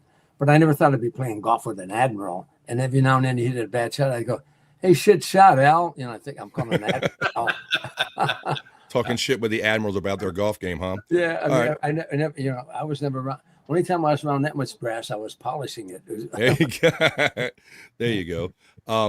Yeah. So, okay. I know this is a sticky territory, but this could be like picking your favorite child. But if I say the phrase favorite Frank Sinatra songs, what comes to mind? Could you pick one, or could you pick a couple, 3 or 5 that come to your head? I'm asked this question so many times, and I always say it depends what mood I'm in, because his songs are the soundtrack of if you're a Sinatra fan, his music is the soundtrack of your life. Okay. I mean, you went steady with his music. When somebody loves you, it's no good unless you got married to his music, love and marriage. You got divorced to his music. It's 2:45. There's no one in the place. You got remarried. Love is lovelier the second time around. Wow. For all parts of life. Yeah, but there's one song that, I mean, there's so many songs that strike me at a certain mood I'm in. But there's a song called I Have Dreamed from The King and I. And it is a perfect song. Mm-hmm. And Nelson Riddle does the arrangement. And Frank starts out here. I have dreamed that your arms are lovely. I have dreamed what a joy you'll be. I have dreamed. He goes through that song. And at the end, he takes it up an octave and you don't even know it. Yeah. In these dreams, I love you so that I know that what it's like to be loved. I will love being loved by you. And then the ending, the crescendo, it's a perfect song. Not that there probably weren't others, but the arrangement is perfect. Frank is perfect, and he effortlessly goes up an octave. I think a person is an artist in any endeavor. If you're a truck driver, a bricklayer, a bartender, whatever you are, if you make your work look one word, effortless. Frank Sinatra made singing look easy. Jack Benny made comedy look easy. Yeah, that's it. I saw you did this. Yeah. I saw that. Yeah. Well, my father was like many of the men who grew up of that era. He was a rhythm guitar player and a kind of a lead singer in a little jazz band with a group of his boys. And he did all the local bars and dives and community events for like 30 or 40 years or more. So I always grew up with Sinatra around me. Matter of fact, when we were in the car, he dominated the radio. When we're in the car, it goes on Dad's music channel. So it was always jazz or Sinatra, everything. Mom was a little more easygoing, but so I've grew up, by that way being a fan of Sinatra and everything. Johnny, what about you for the Sinatra song, buddy? And you make a good point, Tom, that it does, even with music in general, it can come down to what mood you're in that particular day, like what songs are coming to your mind. If you're in a good mood or a melancholy mood or what have you, that is a good point. Yeah, John, I was watching Angel Eyes. I love Angel Eyes. That's also a depressing kind of, the bars closing type of song. Yeah. I was watching a Woody Allen movie the other day, Radio Days, and there's a great scene where they walk through old Radio City Music Hall and Frank is singing "If You Are But a Dream," and with the big orchestra playing. It's just a beautiful, beautiful song. So yeah, it is kind of like goes with what your mood is. Yeah. Well, because I knew I was. Go ahead, Mr. Dreesen. What surprised me, I once asked Frank in a private jet, because after you're flying all, but sometimes you just run out of things to talk about. But I said, I know this is a dumb question, but because you sang, he sang 1,231 original songs that were written just for him. He sang probably over 10,000 songs, 100 albums. I said, is there one song that just knocks you out? He said, no, so many. He said, depending with era, with time. And then he paused and he said, there's a song, Laura, that I've always liked. Laura, just a face. And that surprised me because I wouldn't have thought. Yeah, that one. Yeah. That would be that. But he just liked it for the moment, maybe. I think if he had more time to reflect, he might have come up with, to me, the house I live in, there was nothing like when you're in an arena with Frank Sinatra. I opened for him in 20,000 seaters. I said 40,000 in Hawaii. There were certain songs that bring the house down. One was The House I Live In, and the other was Always My Way. And of course, closing with New York, New York. Mm-hmm. But The House I Live In, what is America to me? And I mean, and then when he get to the point when he'd sing the song, and his road manager, Hank Catano, was prepared for this. When you get to the point, he'd sing what America was to him: the school, the house, the playground, the general lights I see, blah, blah, blah, blah. But he get to the middle of the song and he'd say, but especially the people, and he'd go point to the arena. And go nuts. All the lights would go on in the arena, and the people would stand, and he'd go, the people. I mean, I get chills just now telling you that story. Night after night, I said, whoa, what is America? He was such a patriot, and he sang that song with such emotion, Mm-hmm. So yeah, there were those songs like that, and My Way, of course, toward the end of his life, that was a song he sang before New York, before the closer. Mm-hmm. The lights would go down low, and he would stand in a spotlight alone. That now the stage is dark, and now the end is near. Mm-hmm. And the tears, I'd be in the wings watching. They'd start crying.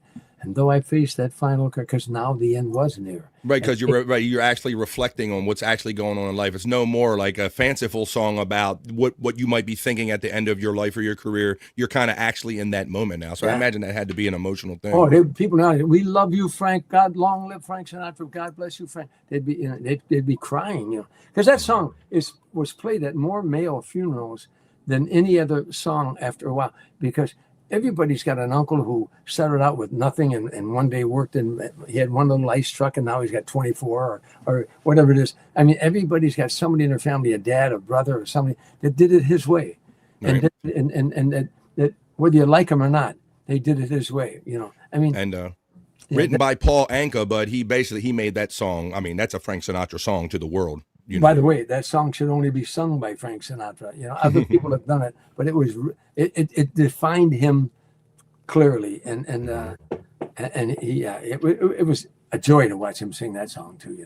Well, like I said, I grew up with my father playing the songs all the time. I guess you could call me a reluctant jazz fan or whatever. I just was kind of force fed it, right? But I'm so happy in retrospect of my life that I was exposed to all of these different types of music and everything. But when I was thinking of coming on and talking about Sinatra, I was thinking of my favorite song, and one that I discovered on my own. I thought was "I Got the World on a String." Sitting on a rainbow, got that string around my finger, right? I discovered that song on one of my father's Sinatra albums myself. So to me, I felt that was my Sinatra song because it wasn't forced to me. Like I found that one kind of on my own. So that's always my little kind of special Sinatra song. I Got the World on a String. So I enjoyed that one. Yeah. To throw that one in there. I heard that song, Fly Me to the Moon. I heard it maybe 1,000 times. And then I toured with Frank. And one night I was sitting in the wings and I heard him sing it. And I heard it for the first time because all of a sudden the lyric made sense. Fly me to the moon. Let me play among the stars. Let me see what spring is like on Jupiter and Mars. In other words, hold my hand. Right. You hold my hand. All those things. That's what happens, right? In other words, baby, just kiss me, right? Yeah, darling, kiss me. All those things. I'm going. I'll be damned. That's what that song means. And that's what Frank Sinatra was all about. And that's one of the things I really enjoy about music, because until this day, I hear and enjoy new songs or really interpret a song that I thought I really knew and understood in a way because my life has reached a different point or whatever. So that is one of the many things I enjoy about music, is how that, like you said, you can find whatever music that fits your mood on a particular day. And some days songs come to, I think some days songs come to me. Like it's kind of the stuff that I need to hear on a particular day. So I'm a big music fan. So, well, and also Frank sang about love. He sang about hardship. He sang about joy, but he also sang motivation. That's life. That's what all the people say. You're right. There's times when something bad's happened in my life, and I say, I pick myself up and get back in the race. Right. Everybody can relate to that. Yeah, I'll sing that song to myself, and when something bad is going on, Absolutely. All right, and so let's bring this all full circle, Mr. Dreesen. Thank you for being here today on my show. I originally asked you for an hour, and we've been doing this for an hour and 45 minutes. This has been an honor, a total and complete honor, to get to know someone that is so involved in show business, my friend. So let us know what's going on now, because you still have plenty of spring in your step. You don't seem like you're doing anything slow or anything. So tell everybody what you're going to be up to in the next upcoming year or whatever. What are you up to nowadays? Well, Johnny Russo got me a job mowing his lawn. He said, that was nice of you, John. Yeah, Johnny. It's seasonal. It's seasonal. It helps. There's a guy coming over here in about 5 minutes. They're going to shoot a little documentary about Frank. Okay. And, but they're doing a documentary on my life from my book, Still Standing. And then I've got the one-man show that I go around the country doing, The Man Who Made Sinatra Laugh. It's a 90-minute show. What else is happening? A lot of things. And then and I go on weekends. I go to the comedy clubs, like the Laugh Factory, the Comedy Store, the Comedy Chateau. And I love going on. A couple of weeks ago, it was me, Sebastian Maniscalco, and Bill Burr at the Comedy Store. And then there's a lot of younger comedians that, and young audiences. And I like to stay in touch with them if my material stays in touch with them. So, and I write material for them. I'm just enjoying. This is my 55th year in show business. So wow, that's amazing, and I can tell you obviously still love it, because like the clip that I got, the comment about you playing the football team and getting off the bus, that was you at the Comedy Store, and it was just a few months ago. So I could tell that you're still kind of out there. You have that love for the game, and you're still out there getting in front of the mic and doing your thing to this day. Yeah, I love making people laugh. I wrote a poem. I'm not going to do it for you, but I wrote a poem years ago called The Sound of Laughter. And the opening lines are, as far back as I can remember or shortly thereafter, I love to hear the sound of laughter. And it's a poem I do sometimes at the end of my shows. But anyhow, it sounds great, man. What is the secret of life? What if you found the work that you love? And I didn't. I searched. I wandered aimlessly, but when I found it, it's like God said to me, I'm going to put a load on you the first half of your life, but if you survive, the second half is on me. And that's what it's been, Well, that's interesting, and I really relate to the fact about when you were saying early on about who am I, what am I good at, who do I want to be, and I think many of us struggle with that question. I struggle with that question for a good part of my life, and I got to a point recently, a few years ago, when the COVID hit and all that stuff, where people were forced to change and maybe rethink their stuff and everything. And I'd been working in a certain situation, in a factory situation, for like 33 years, and but I always had a love for doing stuff like this, and people told me that I had a good voice and I should pursue it. And I said, maybe this is it. Maybe this is my thing. So thank you for coming on my show and helping me fulfill a dream and help me do and achieve my thing, Mr. Dreesen. I appreciate you being here today, sir. Well, you too. Thank you. And Johnny, real quick, Johnny Russo and Darren Grubb called me, and they said, Mr. Dreesen, and I didn't know who these guys were. They said, we'd like to do a book on your life. I had it right here. I said, I already wrote a book on my life, but I needed help with the narration and stuff like that. But I've been wanting to do it for a long time. So I wrote this book. And so I sent them everything I sent to them. They would then help me revise a chapter. Mr. Dreesen, take this out and put it in the next, and whatever. And I couldn't have done it without them. And I could have, but it wouldn't have been near as good as that book is. That book has now got over 500 five-star reviews on Amazon. There you go, right there. Yeah, yeah. I just got to tell you, it's the greatest piece of work that I've had a privilege to be a small part of that I've ever done and will ever do. And I love you, Mr. Dreesen. Oh yeah, thank you, Johnny. I appreciate that, and you too. Anyhow, it's been fun. Guys, I got to run because I got to prepare for this other guy coming here. I'm sorry. Yes, you stayed way longer than I know I told I was going to give you an out at the 2 o'clock hour, unless we were rolling, but it's rolling good. Mr. Dreesen's link has been running throughout the entirety of my show. I understand that you have to go. Thank you to the great legendary comedian, Mr. Tom Dreesen, for joining me here on my humble show, BF Live. Mr. Dreesen, continued success, sir, and I hope to maybe talk to you again soon down the road in the future. Take care, my friend. I want you to give me a call, Bobby, because I want to say something about this, but give me a call when you get a chance.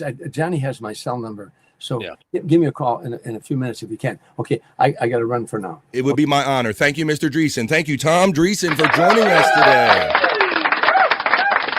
Good? You good? All right, make sure. There we go. All right, there we go. He's good. Whoa, Johnny, thank you, man. That's good stuff, man. He is the greatest interview probably living. I mean, he's a walking Wikipedia page of show business history.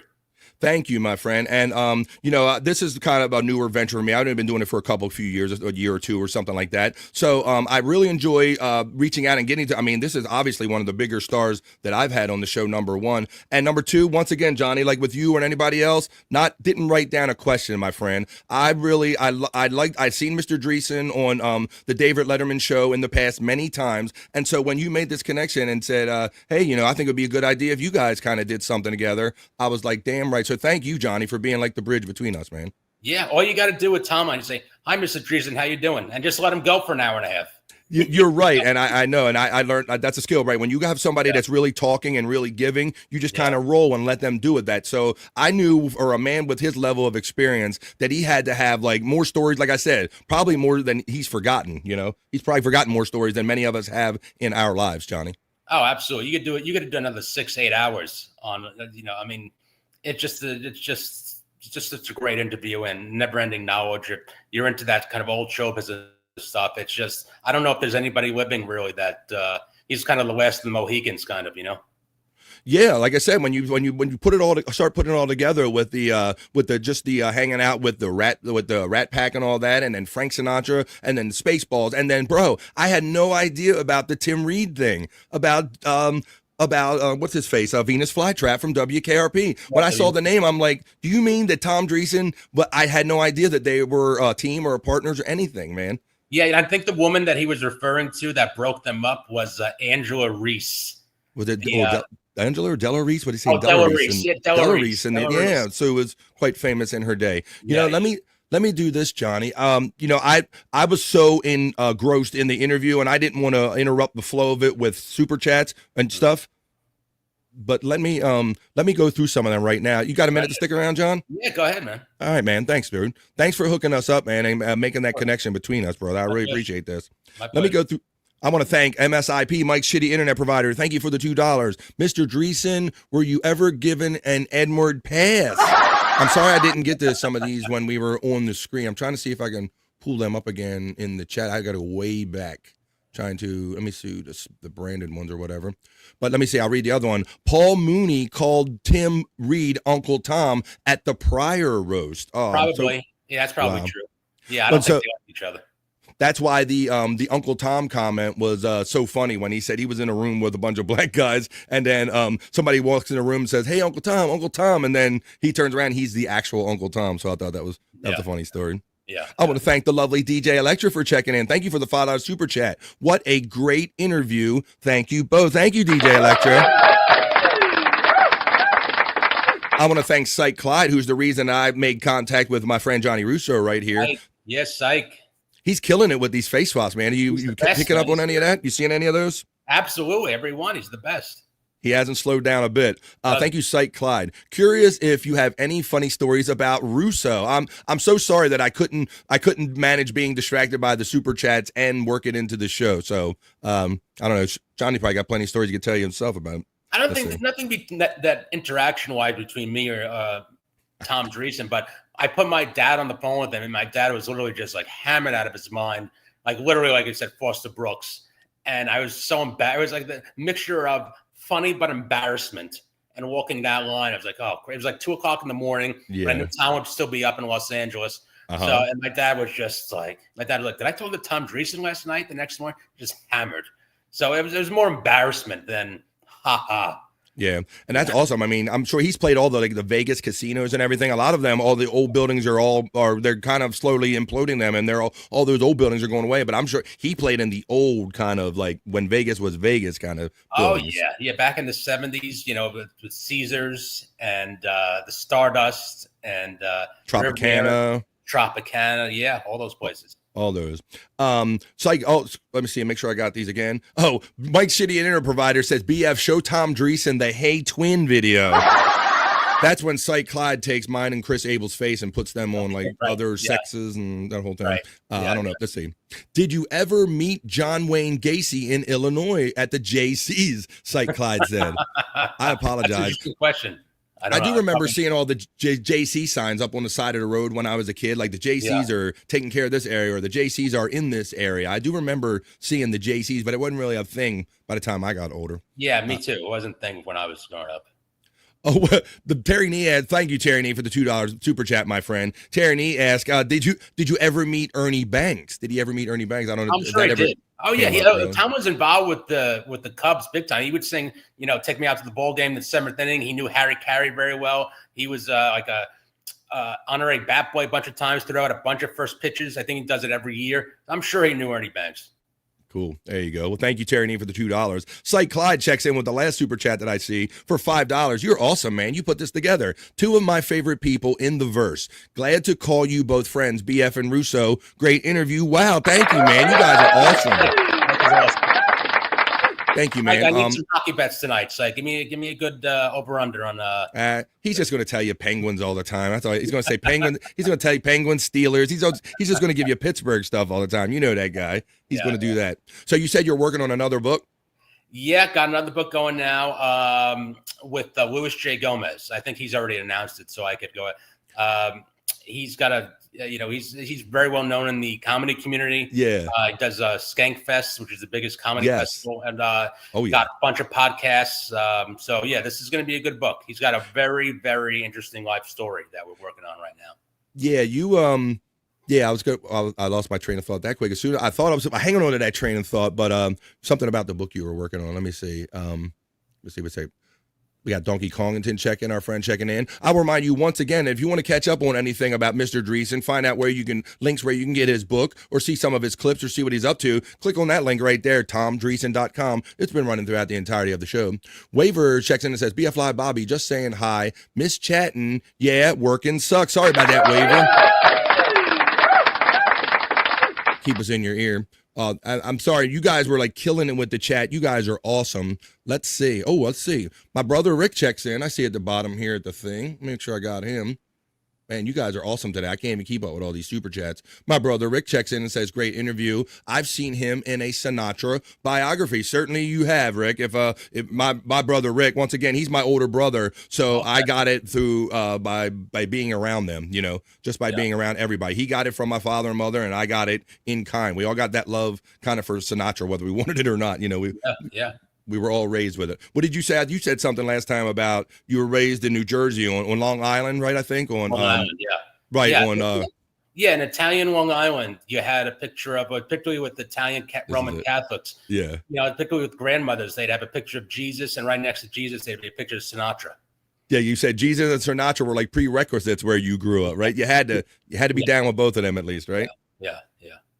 That's awesome, man. Well, I thank you very much for making this connection, buddy. I really enjoyed talking to you. And look, I hit some bullet points, like I wrote down Aho, or I wrote down Spaceballs, or I wrote down Tim and Tom, but I didn't really write so on this day, what did you do? I love just talking to people that interest me, interesting people, and he was one of the most interesting people I've had on this show yet there, Johnny. So I want to thank you for making this connection, my friend. My pleasure, man. It was a great interview.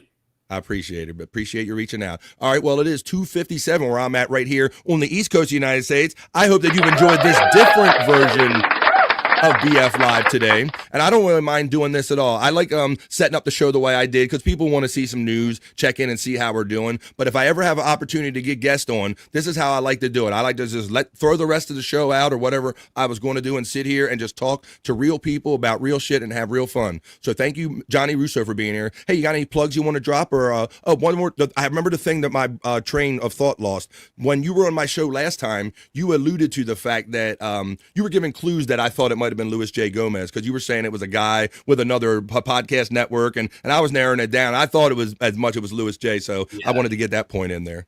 Yeah, it definitely was. Yeah, so you hit that one on the head. But you know what? I will text you Tom's number when we get off the air. Yeah, I certainly would appreciate that, because I'm honored that he would. Well, I really don't know what he wants to talk to me about. I was hoping that because I gave him out, as you saw in the email, and John, it was going so good that I talked right through the out, buddy. So he was gracious enough to stay around. Even I talked past the out that I promised him. So. Yeah, no, he's a great guy. It's a great interview. Awesome. Well, this has been a banner day, a benchmark day, an awesome day. Thank you. This is what I want to do, man. I want to get to meet cool people like Johnny Russo and Tom Dreesen and make connections and talk to even more cool people, folks. So once again, any other plugs? Where can we find you or anything like that? Just go to Amazon.com/Johnny Russo. You can find all my books there. But buy Tom Dreesen's book. It's going to be the best book I've ever done and probably will ever do.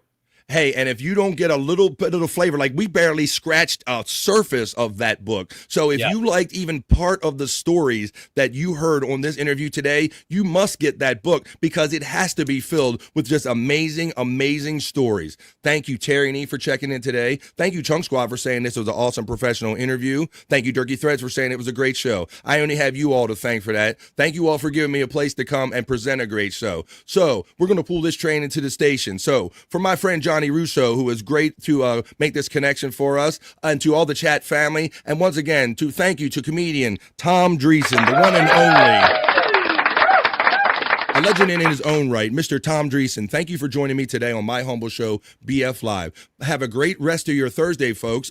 You'll be able to see me again tonight at 8 o'clock East on 100 Proof Podcasting Channel on Replayables with Chris Abels. That's where we watch videos, we drink, smoke, laugh, and joke, and have fun in the middle of the week when you can't wait for the weekend. So, for Johnny Russo, Mr. Tom Dreesen, and the chat family, peace and love, and we will see you the next time we see you right here on BF Live. Have a great rest of your day, folks. See you.